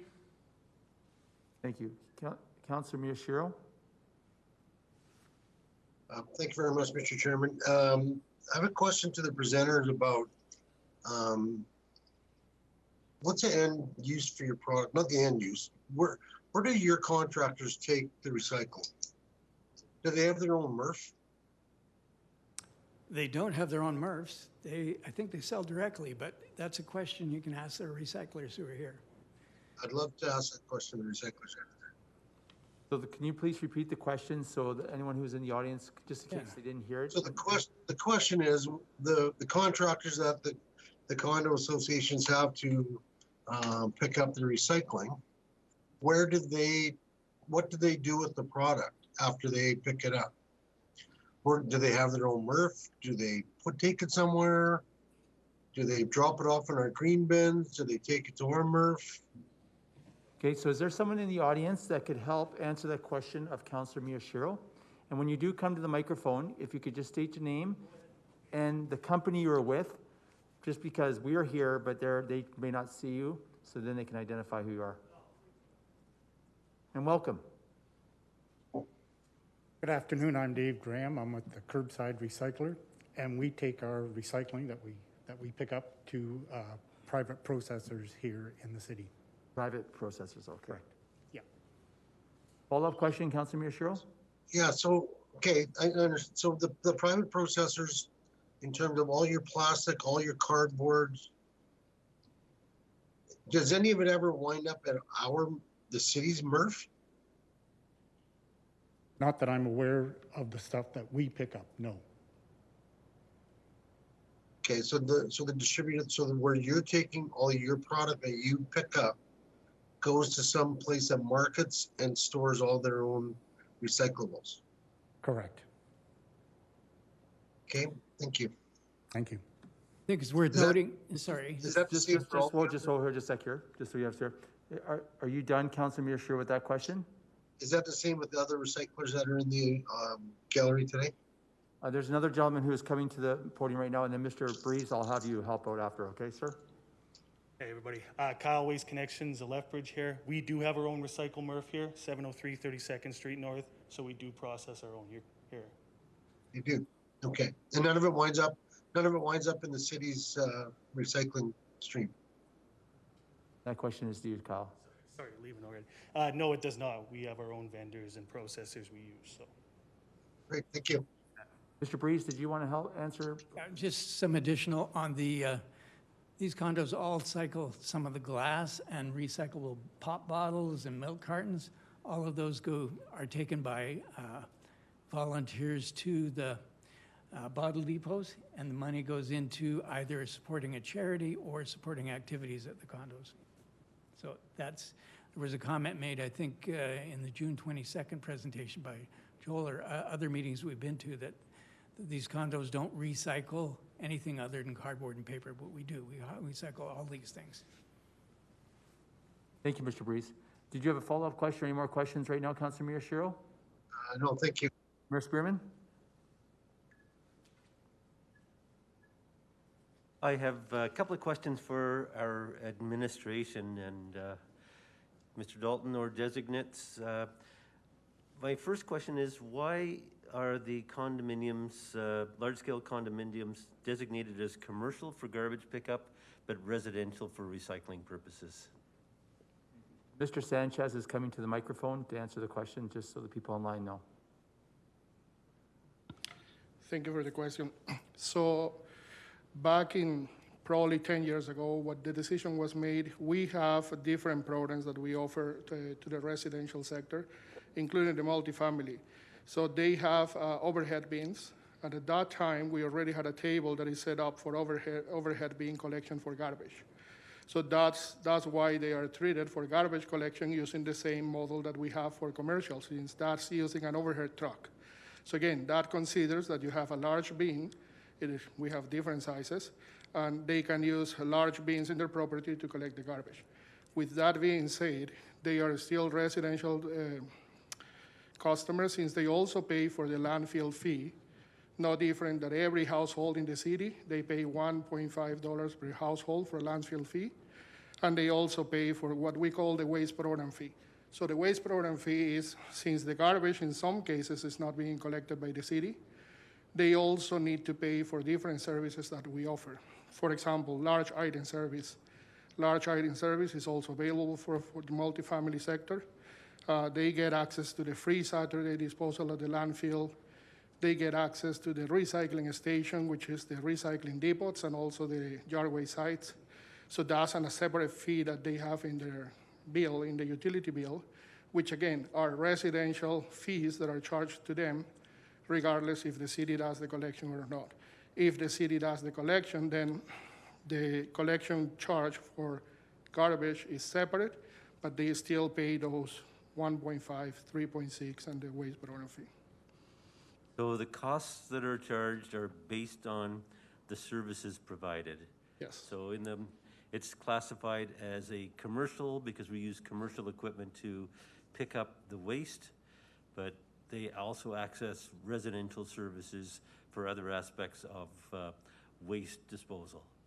It's classified as residential, but they use the waste commercial rates that are in the bylaw on Schedule A, Table 2, I believe it is.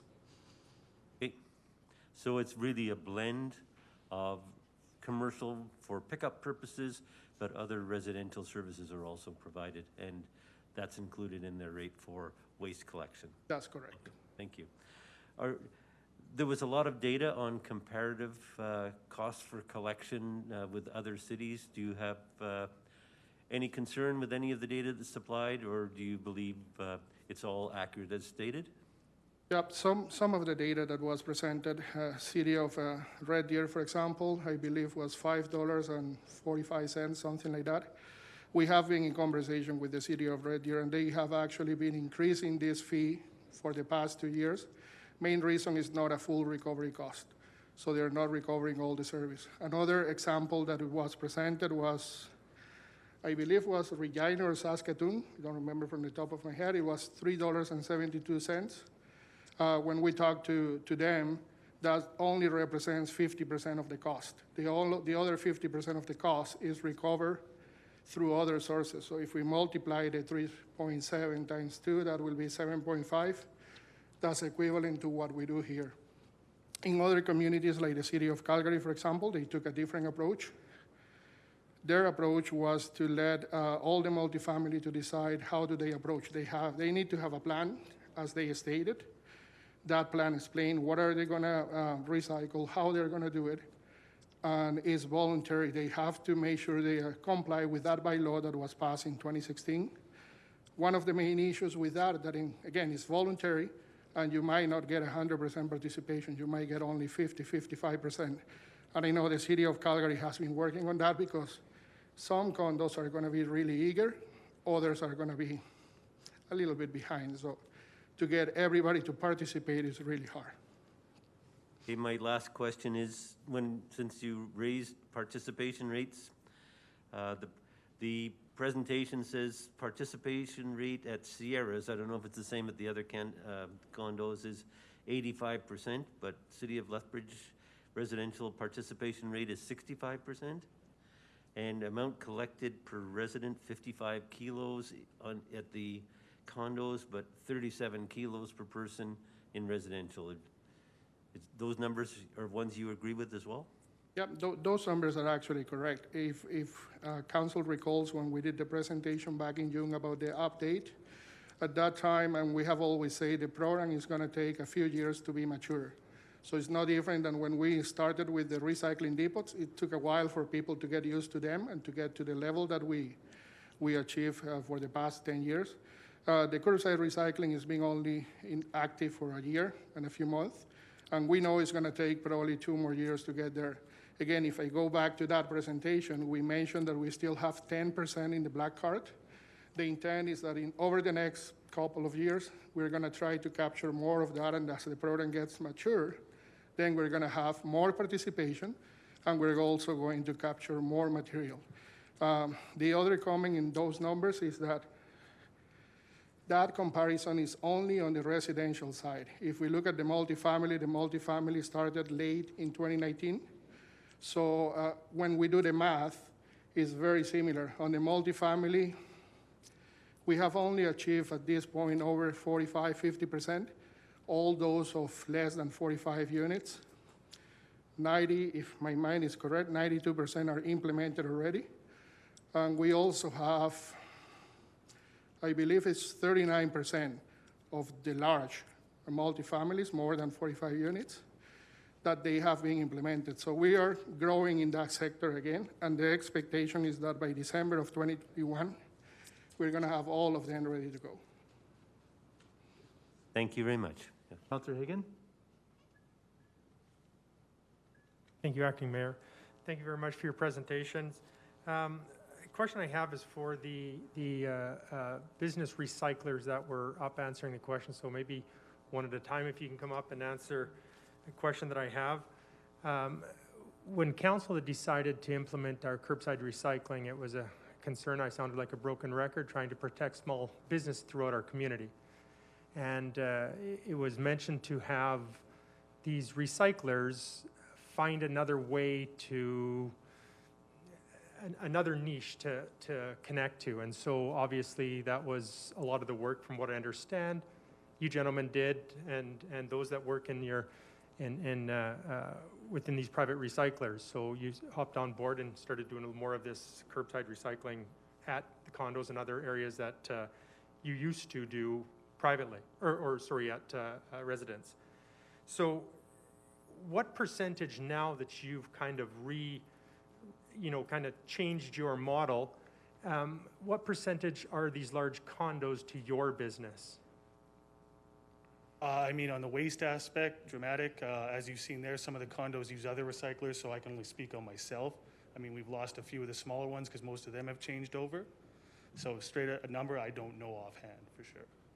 But we definitely lost some. Okay, so it's a large percentage of your business would be these condos then? Well, yeah, it's a good amount, absolutely, especially some we have waste and recycling aspects, right? So. Okay. And also understanding that we do not recycle glass at a city, it's my understanding that there is curbside, you do pick up the glass? I don't know if we specifically, someone else might be able to speak a little more on glass. We don't do a lot of glass, but there's definitely options available. Okay, and if I can ask the same question, the other gentleman?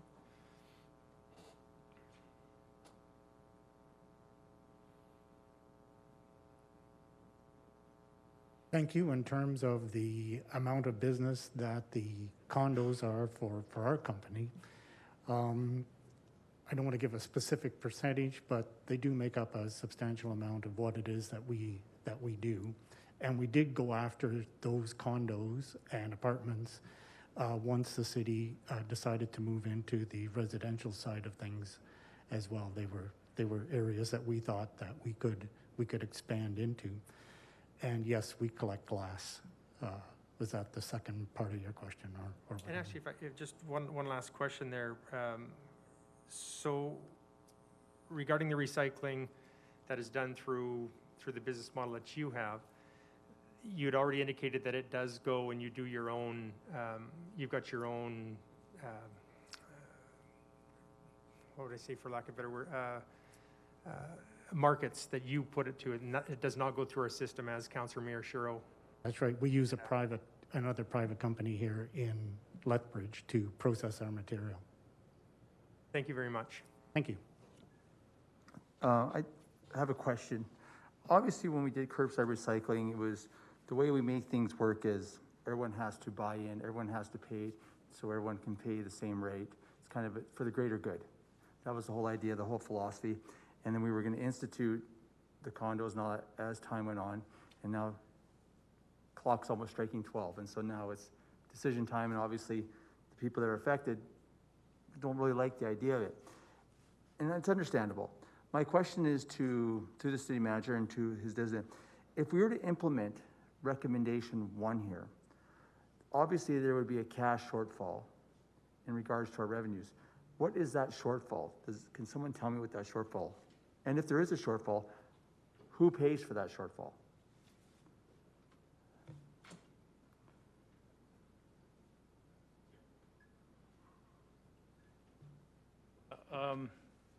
It's a little hard to predict, but if we weren't to get any further implementation of multifamily other than what we have today, 90% of of the small complexes are already implemented, and about 35% of the larger complexes, such as those folks that are represented here today.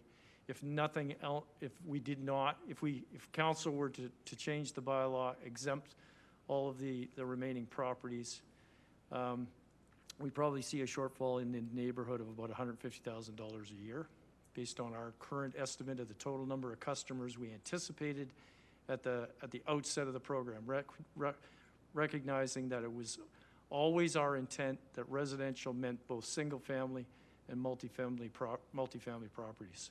So that $150,000 shortfall will ultimately have to be borne by the existing customer base. So there will be a pressure on existing single-family and multifamily customers in order to pick that up.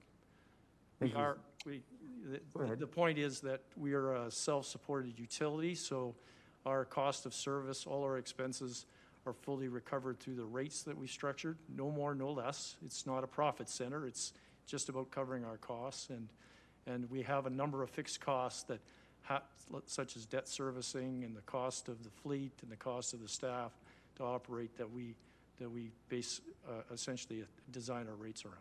Thank you, and I appreciate that. And so my follow-up question then is, which is kind of educational, and I think we've had this, usually Councillor Morrow asks this question, of that $7 bill, that $7 bill isn't, that charge, isn't about that truck coming, taking away the thing. There's other charges in there, right? The building of the MRF, some infrastructure in place. Can you just tell me a few of the items there? Yeah, well, the obvious thing is staff, the actual truck drivers, the operators themselves, the trucks and the operating and maintenance costs associated with the, in this case, overhead trucks, but also the side loaders that we operate in the system. The actual operating and maintenance costs of the material recovery facility out at the Waste and Recycling Center on the north side. The actual debt associated with building that facility, and also the debt incurred to purchase 35,000 odd blue carts on behalf of the community as well. All of those costs, plus promotion and education, because this is an ongoing program that we're trying to maximize participation and diversion with. So all of those things are costs are factored into that $7 per month per resident. Thank you very much. Deputy Mayor Coffman. Thank you, Acting Mayor Parker. Actually, you just asked my question. Thank you. Mr. Breeze, you've heard some questions and all that, and understanding of why we did what we did when we voted at the time. And I'm guessing that Mr. Sanchez and his team probably explained it to you guys in your presentation as well. Do you understand, I don't say understand, the whole idea of that $7 fee, do you understand the cost breakdown, that it's more than just that recycling guy coming and grabbing, or the cost of that blue bin? No, exactly. We understand that. I mean, we understand the debt costs. We understand the costs associated with their material recycling facility. We understand that. Again, we're saying, if you look, there's two ways to recycle, and the condos are doing this recycling without those costs of a material recycling facility, and without the cost of the labor, and without the cost of the bins. So there's a tremendous value for those volunteers and the infrastructure that we have, the way it's set up. So if you look at those buildings, they're big. And all those materials are coming down and sorted and going into, so it's tremendous economies of scale. As well, it's difficult to explain to our residents, why should we be paying for something that we're getting, that just the natural setup of the building and the volunteers are essentially paying for. There's tremendous value there. So, and that's a good point. And this is a conversation. This is what it's all about. So this is, and we had that same argument by numerous individuals when we brought in curbside, that people would say, you know what, I don't need a guy, I already drive it there and all that.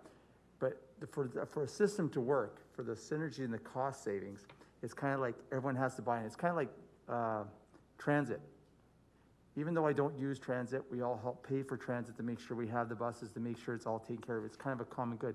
But I also understand your perspective in that we're doing things a lot more efficiently and a lot more effectively, and so you can't really compare the big condo to each individual house who needs the big blue pin. So I will say one of our concerns is that if we're forced into the city's model, that our participation rate and contamination will go down, especially in the winter. Our people are not going to, if they have to walk outside and put stuff in a bin, even if they have to carry that tote down and try to lift it over the thing, it's not going to happen.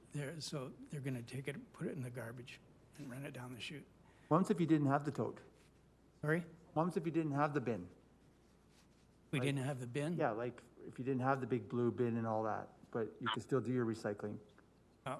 Because it sounds like a lot of people, logistically, like you said. Yeah, logistically, if you're prepared to pick up sorted materials, then fine. Again, you're putting our private contractors out of business who see a niche market there. We ran some rough numbers, revenue and costs of having the city do the program for us, and we came out almost break even, which is what the city came out in their report on their residential side as well. But I understand that some of those costs are costs that they're going to recover in terms of their debt and servicing, et cetera, et cetera. But thank you, Mr. Breeze. Councillor Miyashiro. Thank you, Mr. Chairman. Question to City Manager Designate. And I'm glad we had this presentation today because it answered some of the questions I had about the concerns about the condo owners. One thing that was never brought to light that I saw previously was the fact that the contractors did not use our MRF, which I'm quite surprised about.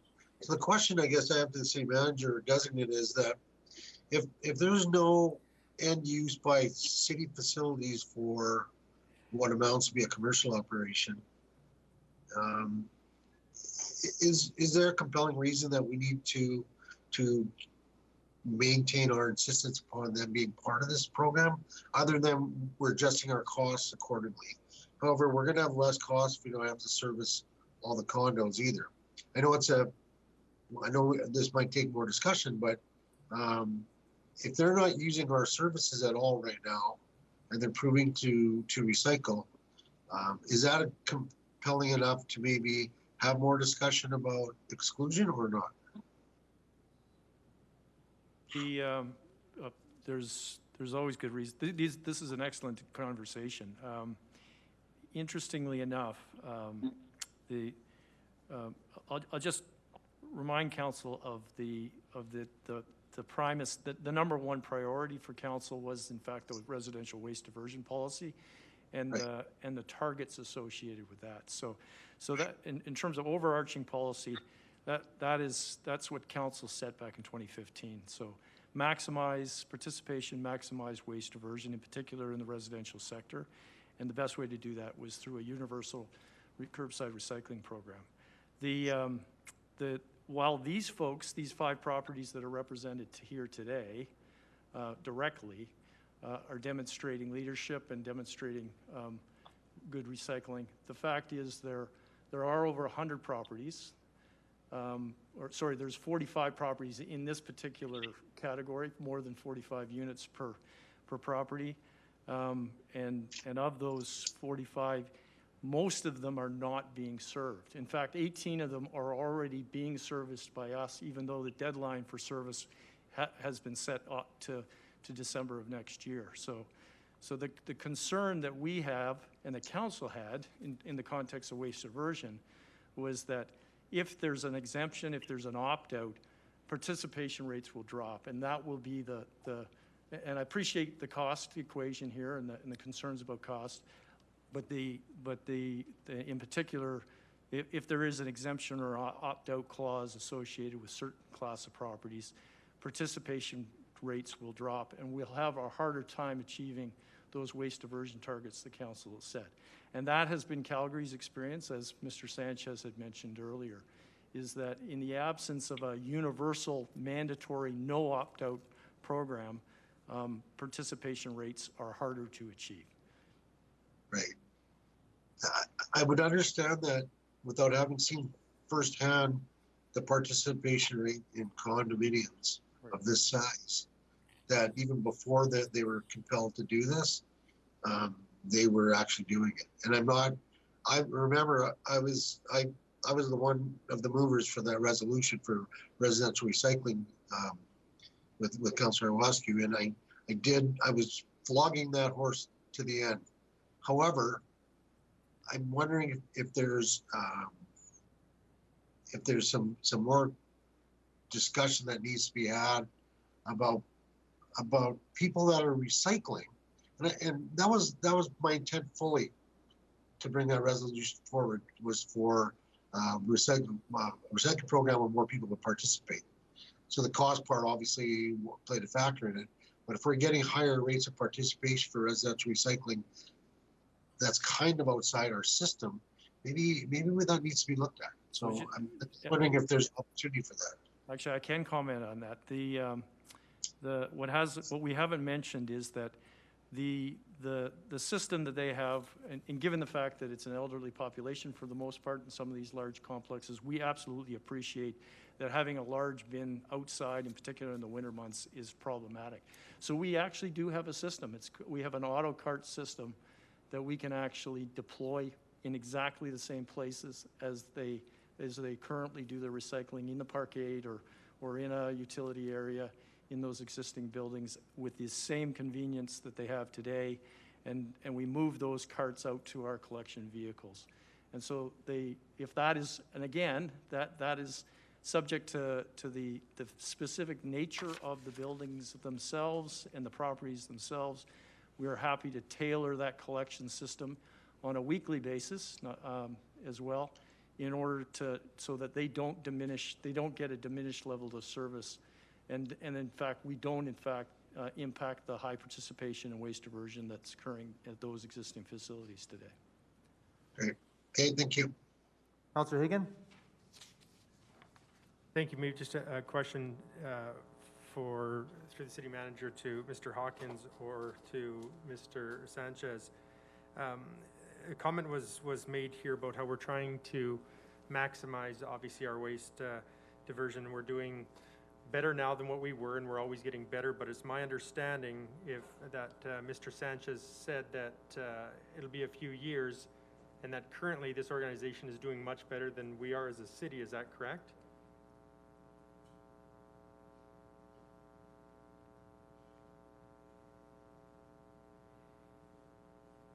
Thanks for the question. So again, in their case, they're doing really good, and it's not different to the probably 45% of buildings that we have already implemented. When I say it's going to take a little bit longer, in this particular case, we have a deadline until December 2021. So even on the group of over 45, we have already been contacted by probably 90% of them. We have implemented only 39, as I mentioned before. Some of them are just waiting on a decision to be made and are waiting on what is the next step. But the ones that we have implemented, participation is really good. Tonnage that we're getting, the service is being done weekly. So if we compare the ones that we have participated with the ones that these 5 condo boards that are here today, I will say they're pretty close to each other. In fact, on the ones that we haven't implemented, in the past, one of the worries that we have is that if we create an exemption, then the ones that are implemented can even say later, you know what, I don't want the service anymore. So then we go back again to what we were before, where I really appreciate what they have been doing, because they have been doing this for over 10 years. It's not new, it's been done for many years, but not everybody is doing the same. And it's similar to when we took at the residential side. The reason why curbsiding was implemented is because not everybody was participation, was the convenience. So the fact here is to make it convenient for everybody else that was not participating before. And so the convenience, obviously the participation is there currently, and I think as per your presentation here a few months ago, of the 10% or whatever of contamination, they're 1%, so I think you would agree that they're doing better than the city. On the single family side, yes. And the numbers that I presented a few months ago are single family or not multifamily. I just want to make sure we compare apples to apples. Yeah, and now another question I have, and I don't know if you can answer this or Mr. Hawkins. In the presentation that came before, when we had passed curbside recycling, and any information that I found, it was residential, being everything except for condo was a cost neutral. And so I'm just wondering, as far as what the cost was to bring in the bins, give everybody their black bin, their replace that, the MRF, et cetera, was going to be a cost neutral.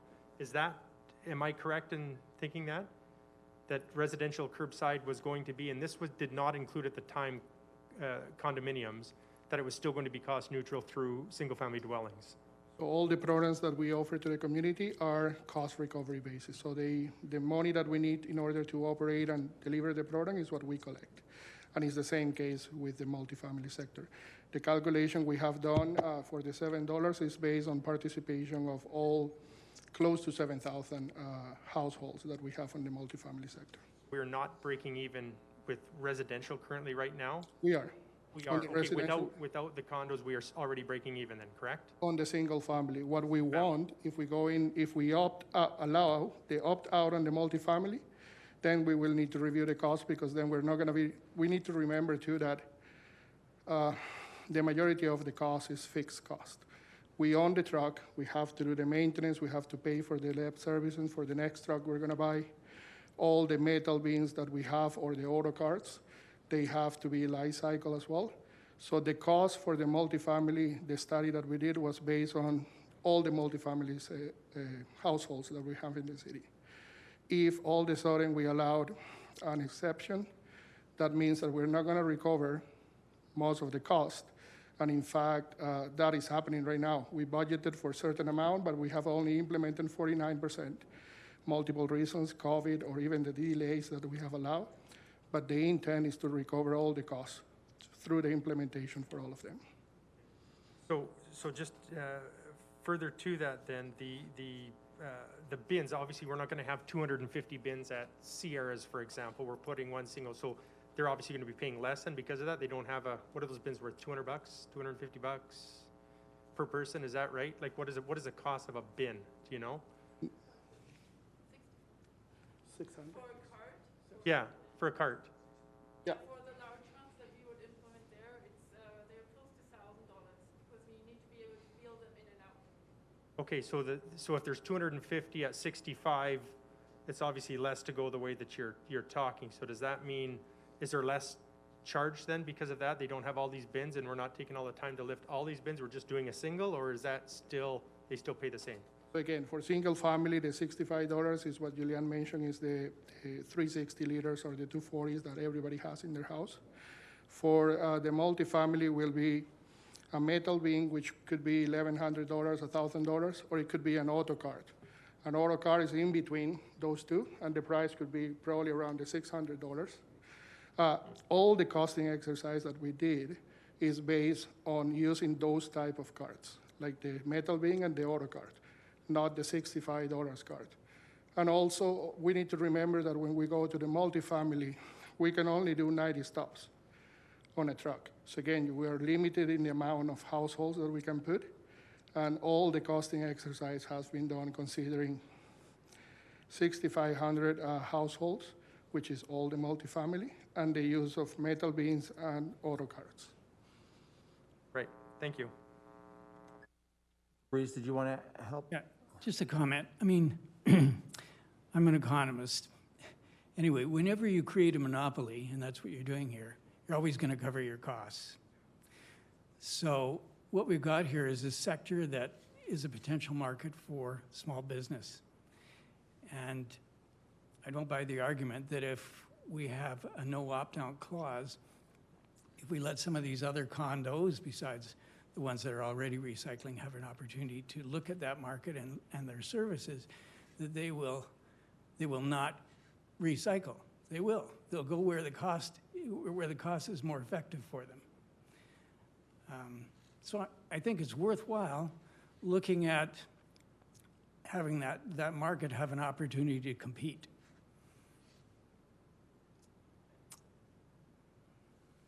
Any other questions from members of CIC? Deputy Mayor, it's Joe. Yes, I do. Councillor Morrow? Thank you, Deputy Mayor. If I can, and please stop me whenever, Mr. Deputy Mayor, I've got a few questions. Stop. Maybe Just joking. I'd like to just go. Go ahead. I'm just joking. I'd like to just go back. I'd like to just go back a little bit, and maybe now's the time. Can you break down and give me the different categories of residential, multifamily? Like what how many categories do we have that we are collecting recyclable goods? Mr. Sanchez is coming to the microphone to answer your question, Councillor Morrow.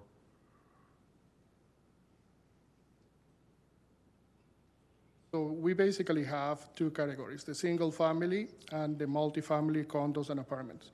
And what we did back in 2019 was to divide the multifamily in two groups. The first group is those ones that are less than 45 units, and the second group is over 45 units. Okay. So what we're dealing with today, I think I thought I heard somebody say that there's 5 condo units represented today, but if I remember correctly, I think in the city we actually have 11 condo units. Am I right with that, or am I not getting the numbers right? No, the number that we have based on the utility bills, just going through my notes to make sure I don't. Actually, you know what, Mr. Sanchez, you can answer it even if I reword the question, it'll be easier for you. How many do we have that are less than 45, and how many do we have that are over 45? Okay, perfect. So less than 45, we have 127 properties through the city. And more than 45, we have 46 properties across the city. Okay, and we're not talking any commercial at all. This is all residential.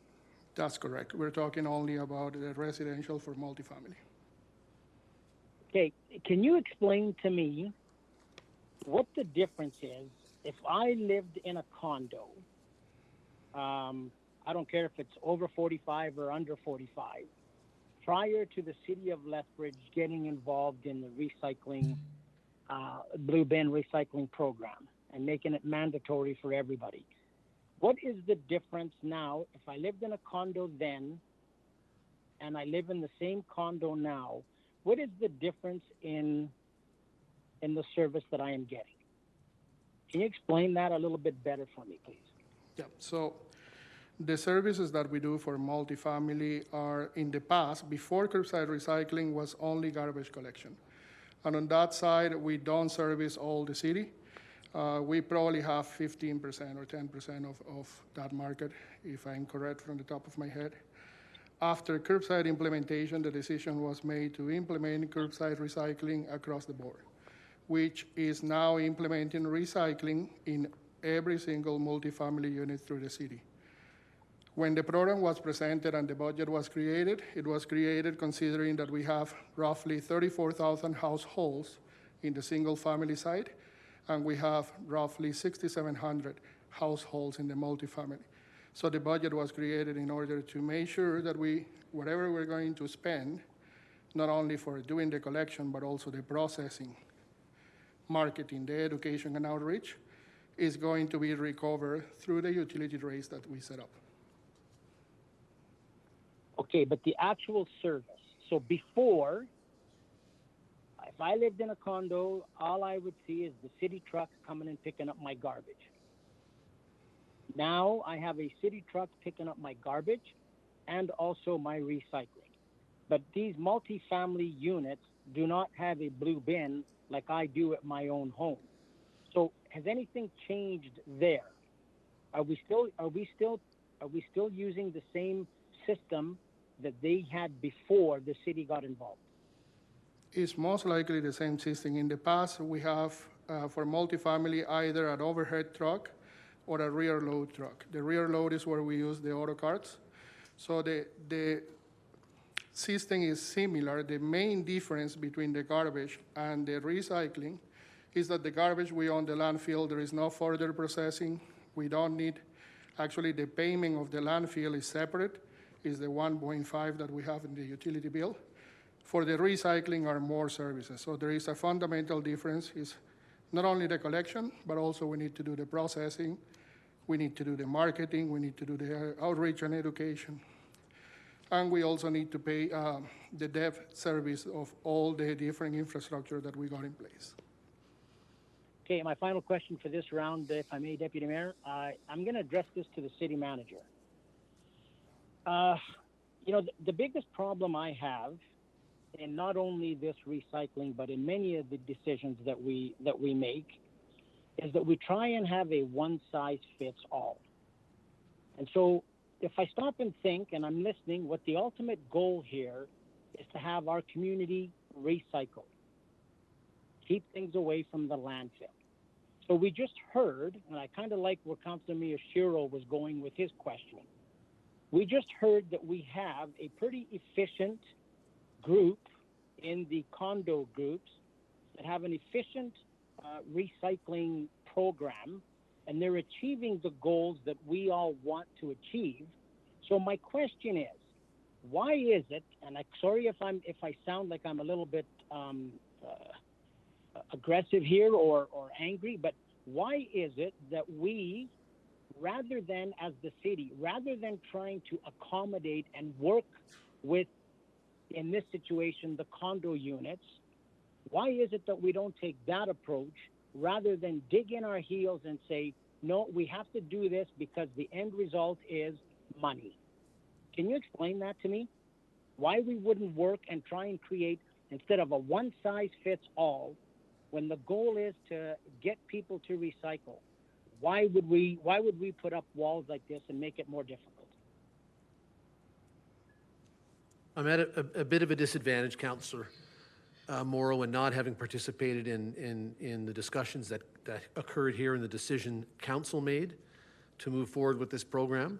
All I can say is that at any time, if council directs us to bring information forward to review decisions that have been made, we're happy to bring that information to council and facilitate that discussion.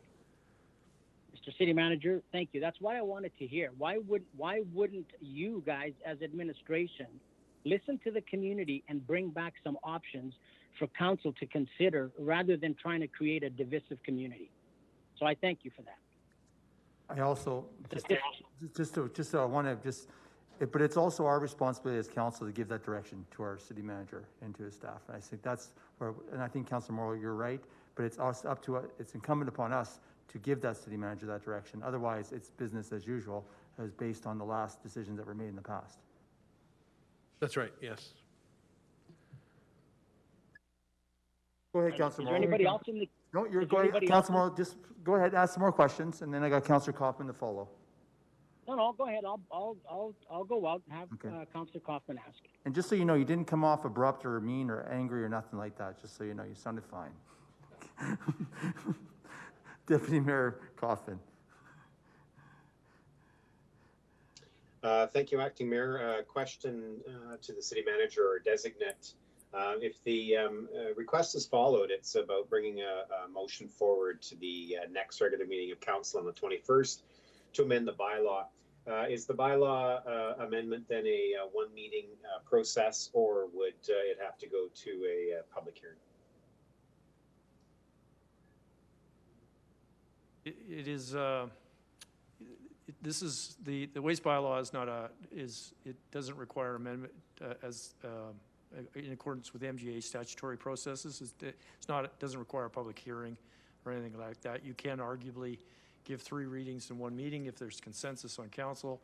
However, having said that, it's been our practice, council's practice in the past, to give any kind of rate bylaw, whether it's water rates, wastewater rates, electric rates, or waste rates, first reading at one meeting, and then 90 days notice to the customers of any impending change. So I would suggest, though, just if council is entertaining giving us direction at the next meeting, it will take us a little bit of time to work out the mechanics of some alternatives as suggested, in particular in option 1, that's the preference of the group that's before you today. So I think this is not something that could happen immediately. I think and now having said that, we are currently, our schedule for implementing curbside recycling in these large condo units or larger complexes is still pending,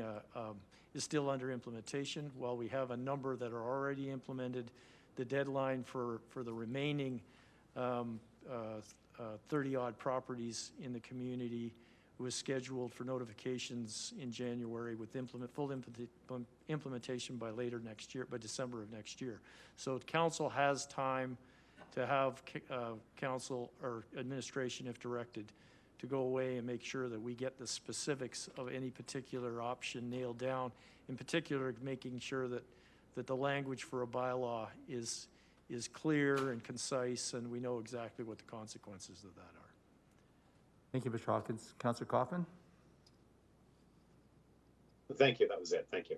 Great, perfect. Councillor Morrow, did you have some more questions?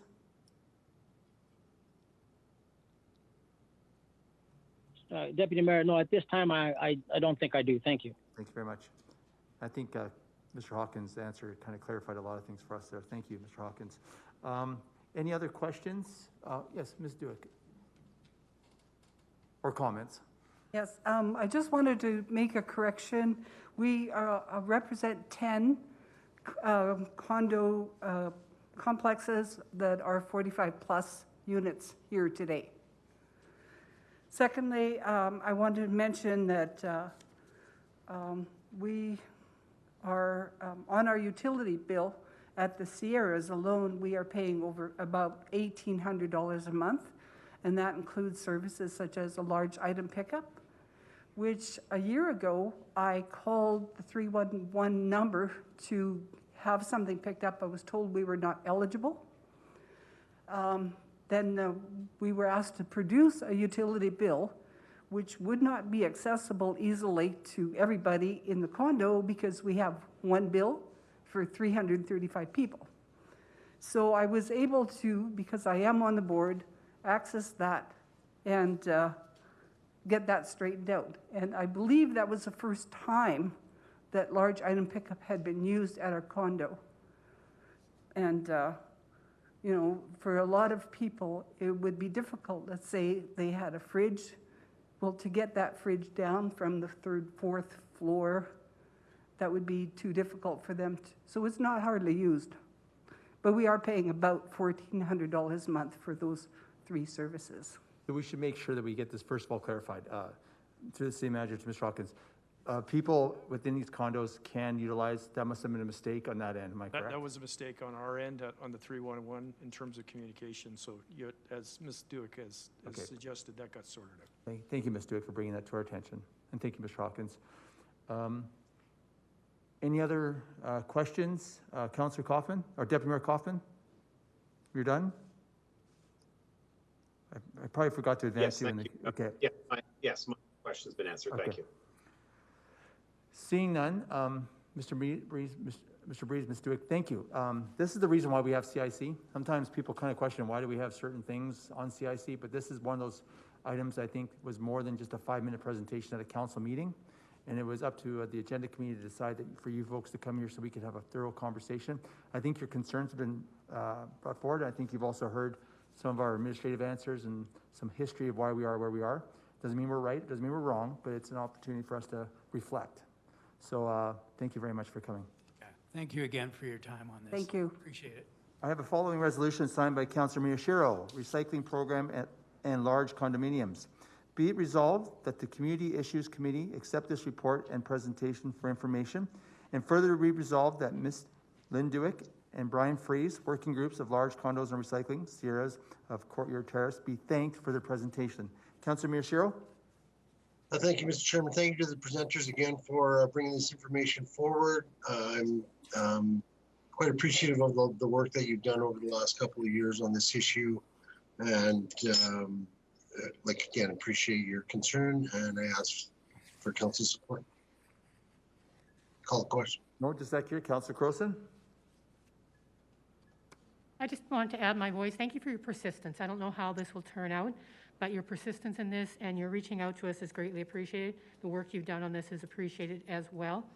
Not having been here for the original discussion about recycling, it's also been fascinating to me just to sit and listen to the various arguments and the perspectives. And, you know, I'm glad we'll have at least a week to think these things through, because I can see why the conversation took almost a decade for Lethbridge to decide one way or the other, because there are a lot of issues at stake here. But it is always appreciated when people do the work and come before council and present to us. So thank you very much. Thank you, Councillor Crowson. Any further debate? Call the question, Councillor Miyashiro? Please call a question. Question's been called. All those in favor? Opposed? Carries unanimous. I have another item, 5.1, recycling implementation for condos, apartments, and multifamily. Be resolved that the Community Issues Committee receive the briefing document and report for information. Is this the one Mr. Sanchez presented, Madam City Clerk? Right, that's just a report from administration. It's just a submission, Okay, not I a just want to thank our presentation. administration, Mr. Sanchez and his team as well. All those in favor? No, this is Councillor Campbell. Did you want to add anything to this? Just thanks for the presentation. Good information. Call the question. Question's been called. All those in favor? Thank you. Thank you very much.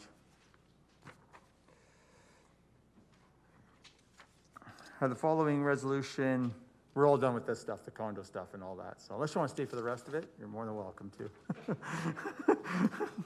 I have the following resolution moved by Councillor Campbell, the closed meeting omnibus motion, 6.1, 6.2, 6.3, 6.4, and 6.5. Be it resolved that council direct that the closed meeting discussions with respect to meeting with Downtown BRZ, verbal, Community Wellbeing Task Force, verbal, Team Lethbridge, verbal, EMS dispatch, verbal, and city manager update, verbal, remain confidential pursuant to Section 16, harmful to business interest of a third party. Section 18, harmful to individual or public safety. Section 21, harmful to intergovernmental relations.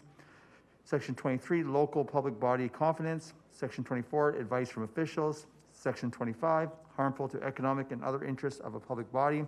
And Section 27, privileged, legal, of the Freedom of Information and Protection of Privacy Act. Councillor Campbell. Question. Question's been called. All those in favor? Opposed? Carries. And the last resolution signed by Councillor Morrow, that we now adjourn the Community Issues Committee meeting until September 28th, 2020. Councillor Morrow? Question. Question's been called. All those in favor? Opposed? Carries.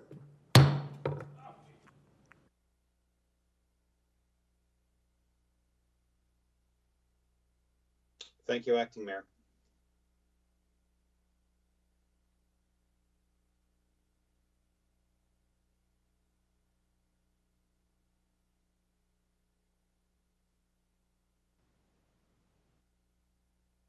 Joe. Is now exiting.